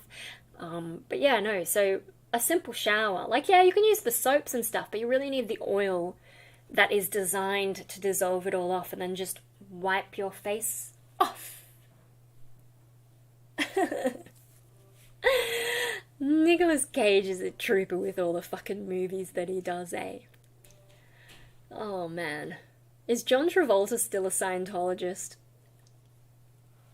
Scientology, oh my god. Yeah, anyway, no, so I will wash my face with the balm, the take the day off balm, and then I will use the blueberry stuff, which is the water stuff, to wash off the oil, and then my face will be clean. Yeah, and I will change into, so I'll probably change into my PJs first, probably. Damn, this lag, because I don't know what specifically you're responding to, but yeah, no, I'll probably change in my pajamas first. Oh, John Travolta. Nose blind? No. I mean, I've been doing all the sensory stuff where I've been smelling nice things. Nice things like this. Which, I probably shouldn't open it until I'm ready to use it. But you know, I got the perfume on, which smells different to the deodorant. Oh, you brush your teeth every day? Yes, but I only brush it at night time because I'm not awake enough to brush it in the morning, and also, brushing it before breakfast would taste awful, and brushing it after breakfast, if I do it too soon, then there's still, like, bits stuck in your teeth and it's kind of gross, but if you wait too long, then you forget about it. So I brush my teeth at night, and my dentist looks at my teeth. I also use I use floss, and I also use Pixters to get, like, I've got lots of big gaps in my teeth, so big that it's hard to get vampire teeth molded there, and so I need to remold my vampire teeth, and I just haven't gotten around to it, because like even the Plastomake one has gotten all fucked up, so yeah, I need to redo them, but it's really hard to mold them because of the gaps in the teeth, and they're not designed to account for that, so it just gets stuck and then I can't take it off, which is not really the vibe that I'm going for. Yeah, anyway, Pixters. And then when I go to the dentist is always really happy with my teeth. So when I do brush my teeth, I do it right. I actually probably brushed a little bit too hard, so I've got to be careful. I've got to try and soften it. But then I go into an autopilot and I just brush. And so I brush. I've got to be careful that I don't get rid of my gums, basically, from brushing too hard. I think a lot of people brush too hard, though. I do have a soft toothbrush. But yeah. So I do that, but at night time. I kind of just do what I can manage, you know, especially being depressed, like, you know, you have to work within what you can do. But I think the makeup, because there's an artistic element to the makeup, some days, the hardest thing is convincing myself to do it. So today I had an event to go to, and I'm like, okay, I'm going to wake up in time to account for, like, the present thing that we do with Mikey, and how much time do I need. It took me an hour to do my makeup, which is not too bad. And I think that's, like, from the very start to the very end. Not including primer, maybe. Because I did my primer, and then I put my contacts in, so that the primer would set in, and I think I did a few other things. And then I came back, did my... I'm really fast at the foundation now, and I think waiting for the primer to set in longer helped. Really fast at that, and I just copy what the makeup artist showed me for contouring and blush. The concealer I've experimented a bit more, because now I understand more that it's trying to conceal things, and so I'm like, what if I tried this? What if I tried that? And it's actually worked okay because it blends so well. Yeah, anyway.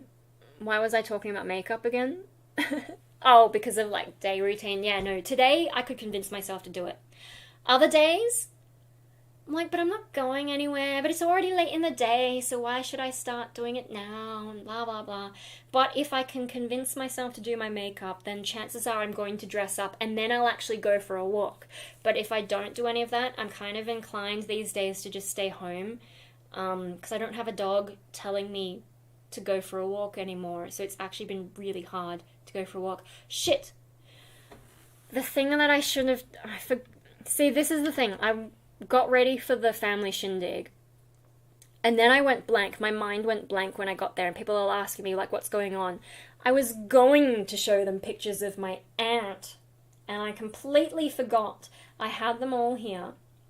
And I completely forgot I was going to show them pictures of my aunt. So you guys are getting a sneak peek of my aunt. She's a queen ant. She's a banded sugar ant in a proper test tube setup. And that's her size next to my finger. And she's got some eggs, and I can see their little stomachs there. But yeah, because there's a sort of in-joke with the family. You know, my dad's generation, so like his brothers and sister, they all got together to do, you know, they had an ant farm, and it didn't, blah, blah, blah, blah. Long story short, there's ant farms. I should explain the ant farm thing. So, you know, I think the oldest brother, who's actually my godfather, but doesn't really... You know, my wise godmother deserves the wise godmother title. My godfather, I don't really see him that much. We talked a bit today, but he's very pleased to find out that I'm pro-nuclear power, for example.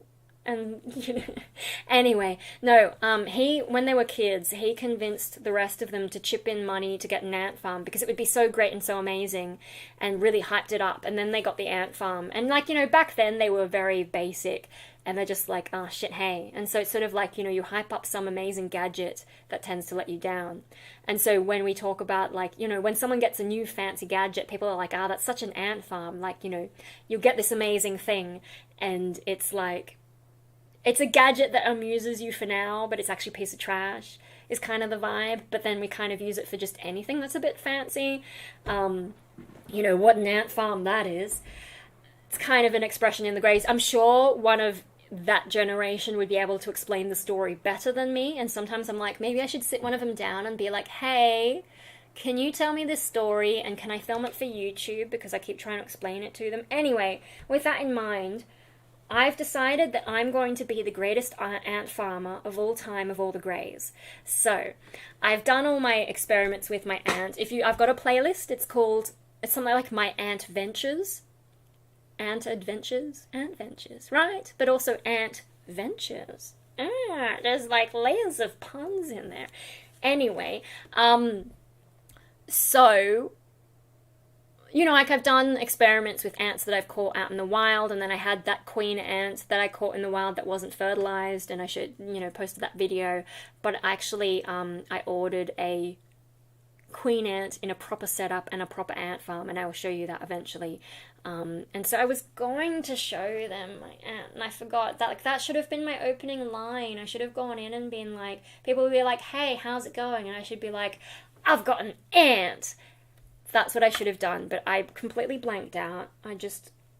My brain was like, shit, I'm dressed up, I'm in a social situation. People are asking me how's my life going. My life is actually shit, but I probably shouldn't open with that. What shall I tell people instead? I don't even remember what I did yesterday. Like, how do I rescue this? Anyway, so that's the thing. Catching up with chat. Don't you plan to get another dog? No.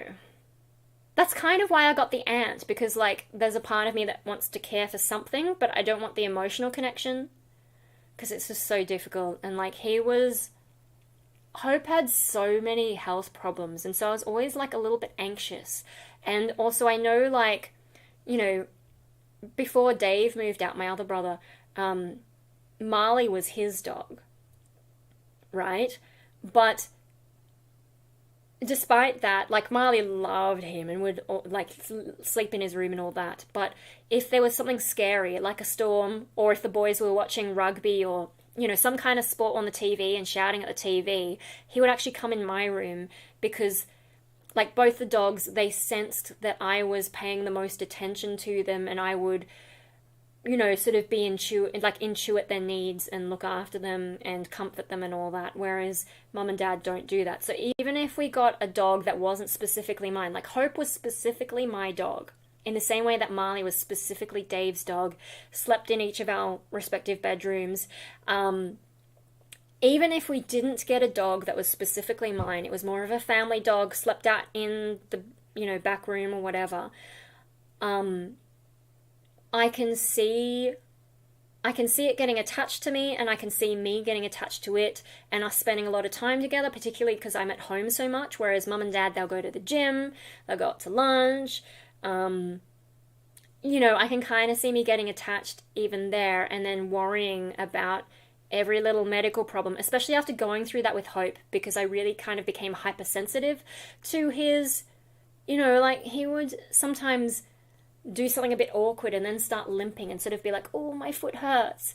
And then he'd be fine after a while. But it would give me a little bit of a like, oh, did he actually hurt himself? Or is this just him being a drama queen? Because he would do that. I don't know. And so that was kind of stressful to always be worrying about. And then with the level of connection, like, I've never had that level of connection with any living thing before. And then to have that end that way in such a sudden, violent kind of way, like, not super violent. You know, it would be worse if he got hit by a car or something. But you know, having to make such a quick medical decision, and just watching him go through the seizures and all that, like, it was really difficult. And I think it's going to take me a long while to recover from that. And I don't have the energy to give that to another animal. Also, you know, I've got a band now, and if we have to go interstate, for example, what am I going to do with... If it was my dog, what am I going to do with my dog? If it's the family's dog, okay, maybe it would be better, but then I don't think the family want a dog. And then if I did get overly attached to it, and then I started to worry because they don't intuit the dog's needs, like, there was even, like, one time Marley got bitten by another dog at a dog park and had this huge, like, you know, it was a decent wound, about that big, I reckon, needed stitches, but, you know, mum brought him home and was like, oh, he's fine, like, look, he doesn't look like he's in pain, he's happy. And I'm like, no, you've got to take him right to the vet, because that is not good, you know, like, that kind of stuff. Like, yeah, he looks happy, that's because he's a dumb dog, you know, he's a happy-go-lucky dumb dog. He also probably was abused before we got him, because he was a rescue, so he's probably used to being in pain, and he's just like, oh, no, it's fine, it'll be right. So, stuff like that. And then, you know, with their dog body language, parents not good at that. I mean, look at me, with my emotional traumas and all that. They're better at, like, the more physical, like, giving me a place to live, giving me food and stuff. They can give a dog a place to live, they can give a dog food and stuff. But in terms of, like, the more emotional needs and, like, the unspoken stuff and that kind of connection, no, that would end up being me again, because I can connect with animals better. So yeah, like, I would get attached to it, and then what if it had a medical problem and they didn't look after it properly, and I'd be anxious about it, and it's just like, it's too much. So no more. And so yes, ants, wise godfather.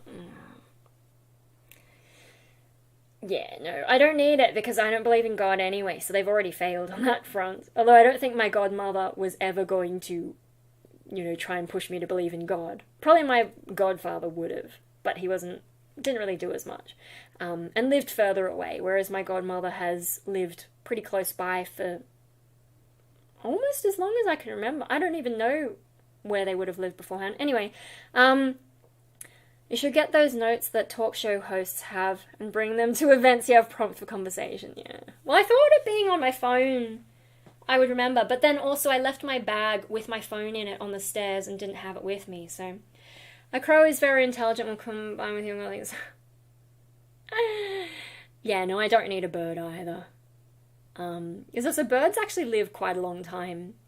And then, you know, what if, like... I mean, can you imagine going on a road trip with a bird? Or if I decided I don't want to do a road trip, I'm just going to fly there. I'll be that singer. The rest of my band will hop in a van and they'll drive down to Melbourne, and I'll be that posh singer who's like, nah, bitch, I'm going to fly down in a plane. I'll meet you guys there, I'll meet you, have my own private hotel room and all that kind of bullshit. Like, I don't know. But I could, because I'm the vocalist, right? I can get away with that. I'd just be like, oh, it's just vocalist being vocalist. I don't know. I don't know how I would do. It's been a long time since I've been on a road trip. I think the last one I went on would have been in Japan as well. Anyway, and Japanese roads are quite different, and I wasn't driving. and I don't want to drive. Driving is stressful, but also like being on the road for so long and sort of, although being on a plane is kind of worse, I think. I can just doze off in a car, but being on a plane is so noisy. Although a flight down to Melbourne wouldn't be that long, whereas a drive down to Melbourne would take forever. But this is getting ahead of ourselves. We haven't even had a proper rehearsal. Like, we've just done writing sessions. We haven't had proper rehearsals, so that's a long way off.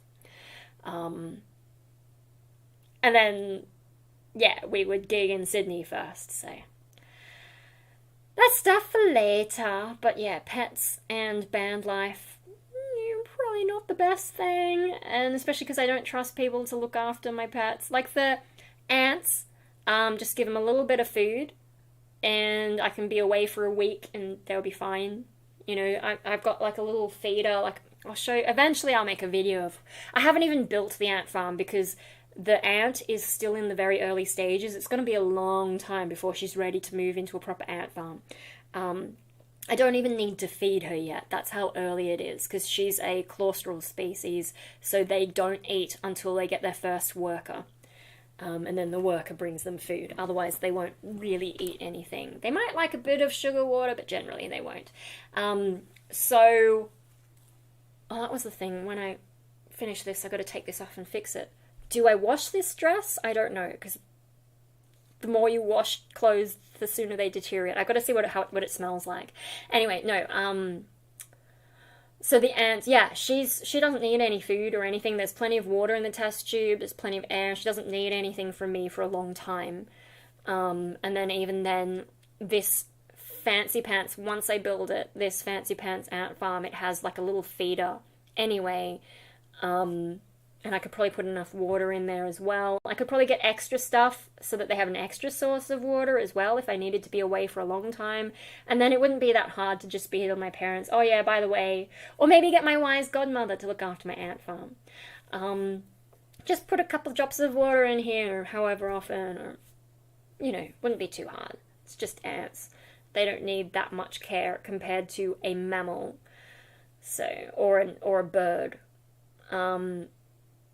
Yeah, so, like, I just don't think I can do that sort of intelligent pet that I can connect with again. Like, especially after Hope, because he was very much my baby, and I've never had that connection before, and losing it was really hard, but also dealing with his needs while he was alive, like, that constant sort of back of my mind anxiety, like, what's going to go wrong next, because there was always things going on wrong with him. You know, like, early on he had a lot of embarrassing boy problems. You know, male dogs. Things can happen. That's why I had to start trimming the fur around his boy bits. I also had to trim the fur around his butt because there was that thing with the anal glands. He had a scratch on his eye one time, and I had to give him, like, he had to have an eye drop thing. I think it was close to his eye. It wasn't on his eye. He's had stomach problems. He had his immune-mediated thrombocytopenia. It was just poor thing. He's been through so much. He was born with a hernia, and it took a while for the vets to think, like, yeah, this needs to be fixed properly. There was just a lot, and I could not go through that again. Like, it also, like, with my particular trauma, like with Mikey, you know, he's got high medical needs. The last thing I need is to care for something else that has high medical needs, because I've already got all the trauma from that. And, like, you know, also the fact that Hope had a seizure, and then cluster seizures. Like, I've already lived with seizures almost my whole life, and I have the trauma from that. And it's just too much, like, and yeah, I guess, you know, I've probably also hit, like, now that I know that I'm schizoid as well, I'm just like, I'm probably leaning into it a bit more, like letting myself lean into it a bit more, and just be like, I don't have the energy to look after something else. I need to just look after me, because I'm enough of a nutcase. I've got enough going on, and the different pieces of me, trying to negotiate all that, and look after the different pieces of me, and, God, it's too much. And so, you know, like, creative stuff will have to be my baby now. But yeah, and like, you know, I've got to be careful because, like, Hope did give me a reason to stick around because who would look after him? Only me. I didn't really trust my parents to look after him properly, and like after sort of 2017-18, I didn't really go on holiday anywhere. Oh, I did do the Tasmania thing, but Dave was here, and I trusted Dave to look after him. But yeah, no, once Dave moved out, and like with COVID as well, I just didn't go anywhere. I didn't go on any holidays. I probably should go on a holiday at some point, but like, where would I go? What would I do? I'm quite happy to stay home. But yeah, no, he gave me a reason to stay alive, basically, because he's like, hey, wake up, let's do stuff, let's go out, throw this toy, let's cuddle, blah, blah. I'm like, oh, okay. And then, you know, needing to be here to look after him. But now that I don't have him, it's like, why am I still alive? I don't know. I'm alive because I happen to be alive. I don't really have any good options other than that. So I've just got to try and find ways to make life less painful. And here I am, doing whatever. Like, this is the latest hobby, the hair and makeup, which is useful for band once we get going, so great. Getting the hang of that. Seem to be doing okay. Managing to... I don't think it's too shiny, I think it's just my lights. You know, this light is a bit too strong. This light over here is a bit weaker. But if I turn off that light, then that light becomes too strong because of the way that the camera does things. But yeah, no, I think I'm not getting too much shine, so if I did flash photography, it's not going to be too bad. Should be okay for photography. Maybe a music video. I would like to do a proper music video, like pay someone to do a music video for me, instead of like, you know, I did that one with Klawu, the Schism video, and that took way too long. Like, the idea was interesting, and I did, like, the lyric video part of it was kind of fun, but then trying to edit my pictures in and the concept behind it, it just took fucking forever.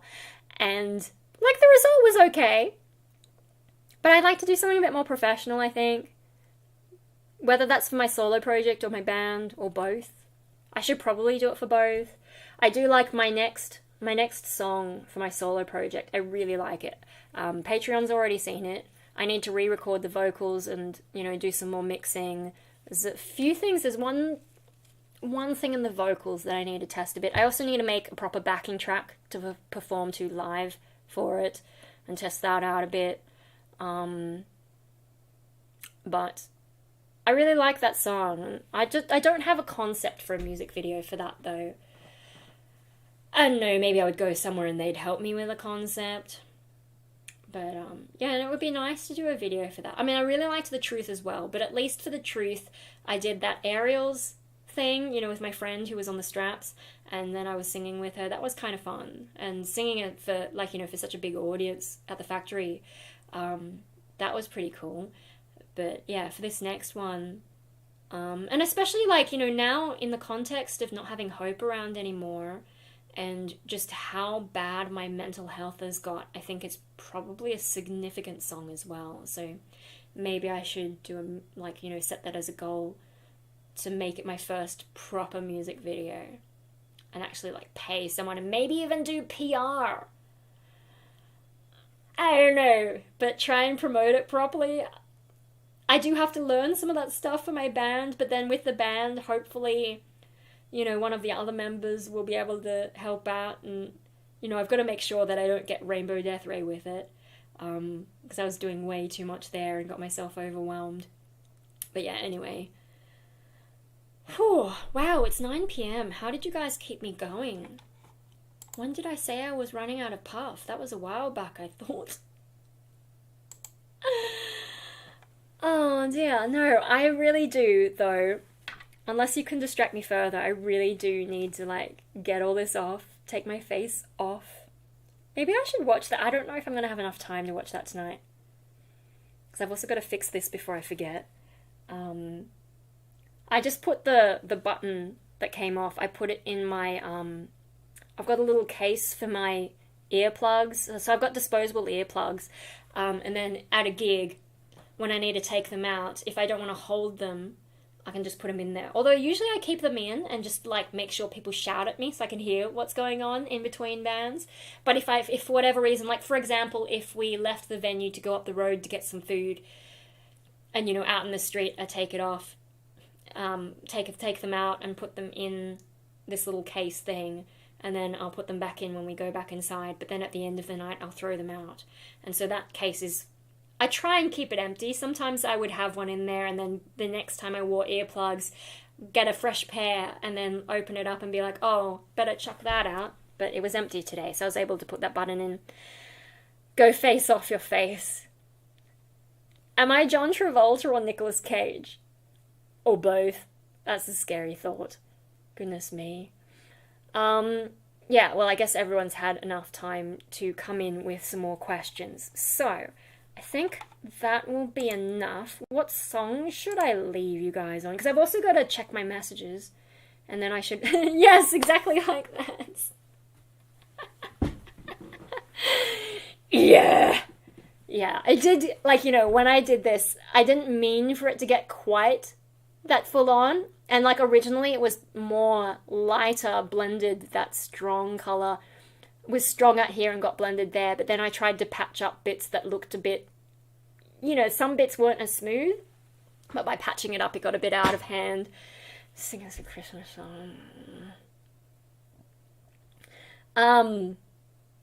Yeah, no, so it did get, and I was like, oh, I hope I haven't, like, overdone it. Like, do I look like I'm doing drag now? Or, yeah, clown face. But no, like, goth, you can get away with that kind of shit, so, jazz. Jazz. Metal horns. No. Christmas song. I know it's Christmas, but, like, I already did a bit of Silent Night. Do I even know any other Christmas songs? Like, enough of the lyrics? There is, like, the Jingle Bells. What's the Aussie version? Christmas in Jingle Bells, Jingle Bells, Jingles All the Way. Christmas in Australia in a hot and sunny day. Today wasn't that hot and sunny. It was close enough. Jingle bells, Christmas time is beaut. Oh, what fun it is to ride in a rusty Holden ute. And then there's, like, verses and stuff. But, yeah, I don't really know it well enough. Because I haven't given a shit about Christmas for a long time. Like, I've done the gift ninja thing in other years. This year, not so much, because I've been... dashing through the sun in a nuclear explosion. Nuclear fusion reaction. Yeah, no, I don't really pay much attention to... I did do that Santa photography thing, though, and, that was at David Jones, and they had one song playing on a constant loop, and that was just like, yeah, thanks, no. Oh, it doesn't have to be from the asexuality EP. It could be the truth. It could be my new song, but I won't play that. Should I just chill my t-shirts with my merch store? Where is that? Is it coming up? Oh, it did. Yeah, there it is. There's Face Myself, the sort of my logo, but it's sort of stylized to work better on a t-shirt. Yeah. One of these days I should get, like, something different. Like, I've only gotten the t-shirts. One of these days I should get, like, a tank top or something. Although this summer hasn't been that bad. Anyway. And then we've got The Truth. 3 different versions of The Truth. Yeah. Stuff and things. And we got our... Can you do a roulette thing? No, I have to keep pressing it. Anyway. How many have been sold? Oh, I think there's a way to look it up. Where is the... I'm not sure if it changes by... Where is it? I don't actually look, like, I haven't actually withdrawn any of the money from it. I've just sort of left it there. Because it takes a few days to get through, and so I'm like, oh, I'll wait a bit longer, and then I just haven't. Payments? Oh, there's quite a lot of stuff. Most of it is face myself. With the truth... Oh, see, some of it might have been me buying my own shirts, though. So I'm not sure, because it just says all of it's coming up as anonymous, even though it's supposed to get the names. I assume the ones that are blanked out are me, though. For the truth, people are only buying the t-shirts. For Face Myself, which is the more logo one, some of them are t-shirts, but also I've sold like tank tops, sweatshirts, hoodies. I think like everything. Yeah, no, that's kind of cool, but I can't be bothered to sit and count them. It doesn't actually have like a counter. I'd have to go through and but yeah, no, actually a decent amount has been sold. So that's pretty cool. Like, you guys have been awesome buying my stuff. And then at some point, I guess I'll release the asexuality one, but instead of having the word asexuality, I'm going to replace it with Destroy America.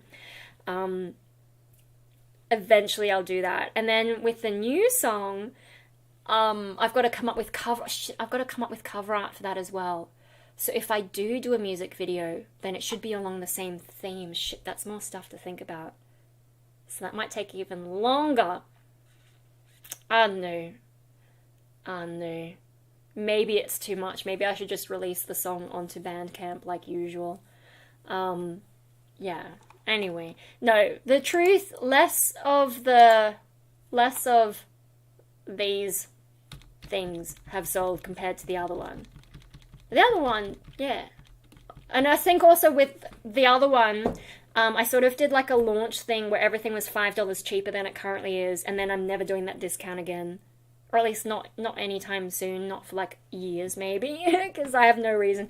I just like, yeah, I made them about as cheap as I could manage, while still like, you know, them giving me a little bit of money, but yeah, no, it was pretty like borderline. So everything was, I think $5 cheap. I don't even remember what the discount was. Whereas now, yeah, I know that they are pricier. But I also don't have plans to increase the prices unless they increase the prices on me. They might force that. But yeah, like, I think I've done a rant about sales before, and I don't like it when, you know, like, Tea Turtle is constantly doing sales, and Pandora is constantly doing sales, so there's no reason to buy their shit any other time.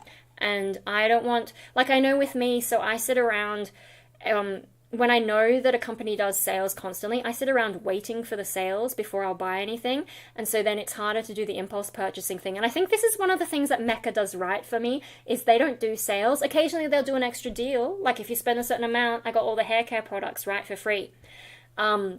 Occasionally they'll do that kind of thing. But the rest of the time they don't do sales, and so if I need something, or if I want to try something, I can go and do that now, because I know that they're not going to suddenly have a sale next week. Whereas if I was going to buy something from Pandora, for example, for my mum, not doing that anymore because they've gotten weird, like they keep releasing Marvel shit. Just like, I don't know that that's your market. Like, I know you're trying to go for a youth market, but youth tend not to have that kind of money to splash more than $100 on an Iron Man thing that is like literally that small. I don't know. But like, you know, when I was doing that, like I would wait until their Mother's Day sale, and then, you know, other discounts and stuff, and then that's when I would buy it, and I just sit around and like, you know, I can imagine if you guys want to buy my stuff and you're like waiting for me to have a sale, because what if you bought it today and then next week suddenly it's $5 cheaper? I'm not going to do that to you. I'm not going to screw you around and have you feel shit because you bought something too early and didn't wait for the sale. So that's why I'm kind of just like, I did the initial sale, sort of like an introduction, here's my merch.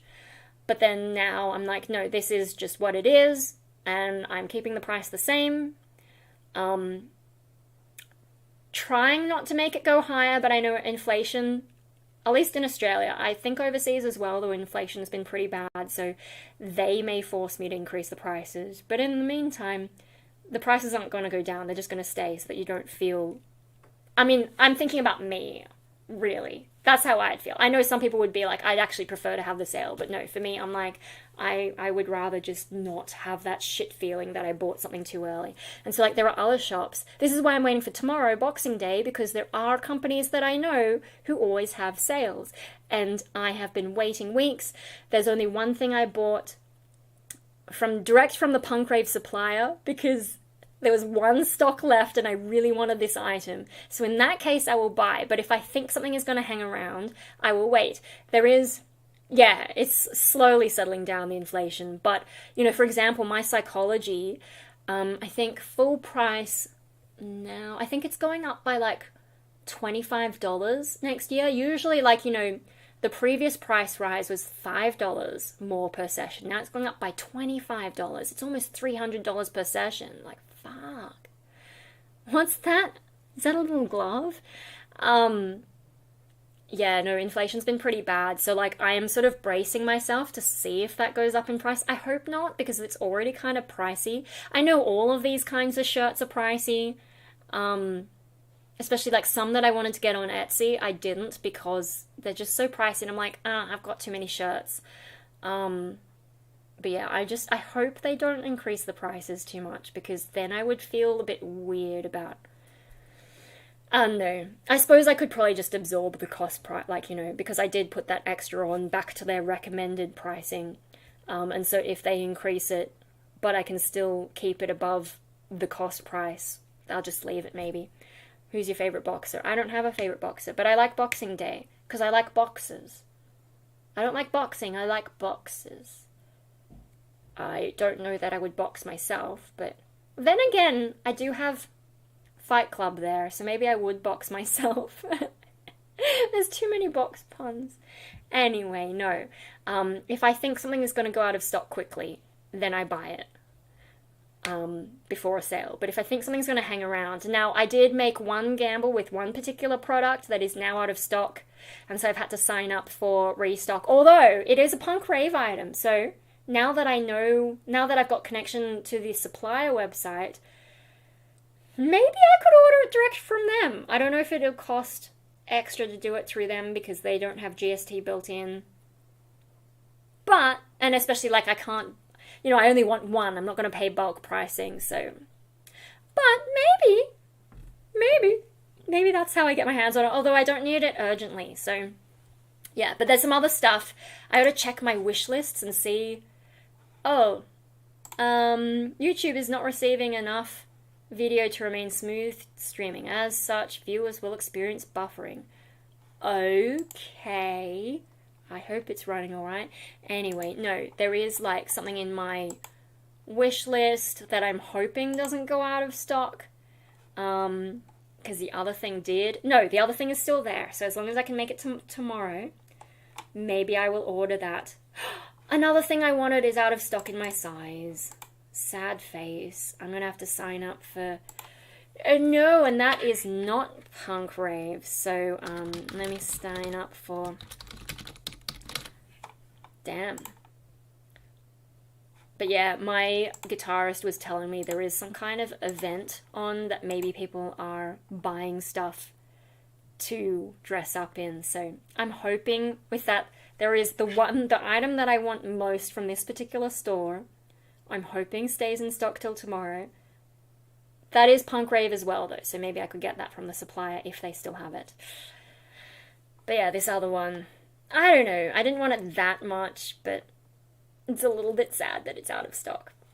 Anyway, I'll see what's still in stock tomorrow, and maybe that's how I control my spending, is like I wait for the sales, and if it's not in stock anymore, oh well, I'm not going to waste my money on it.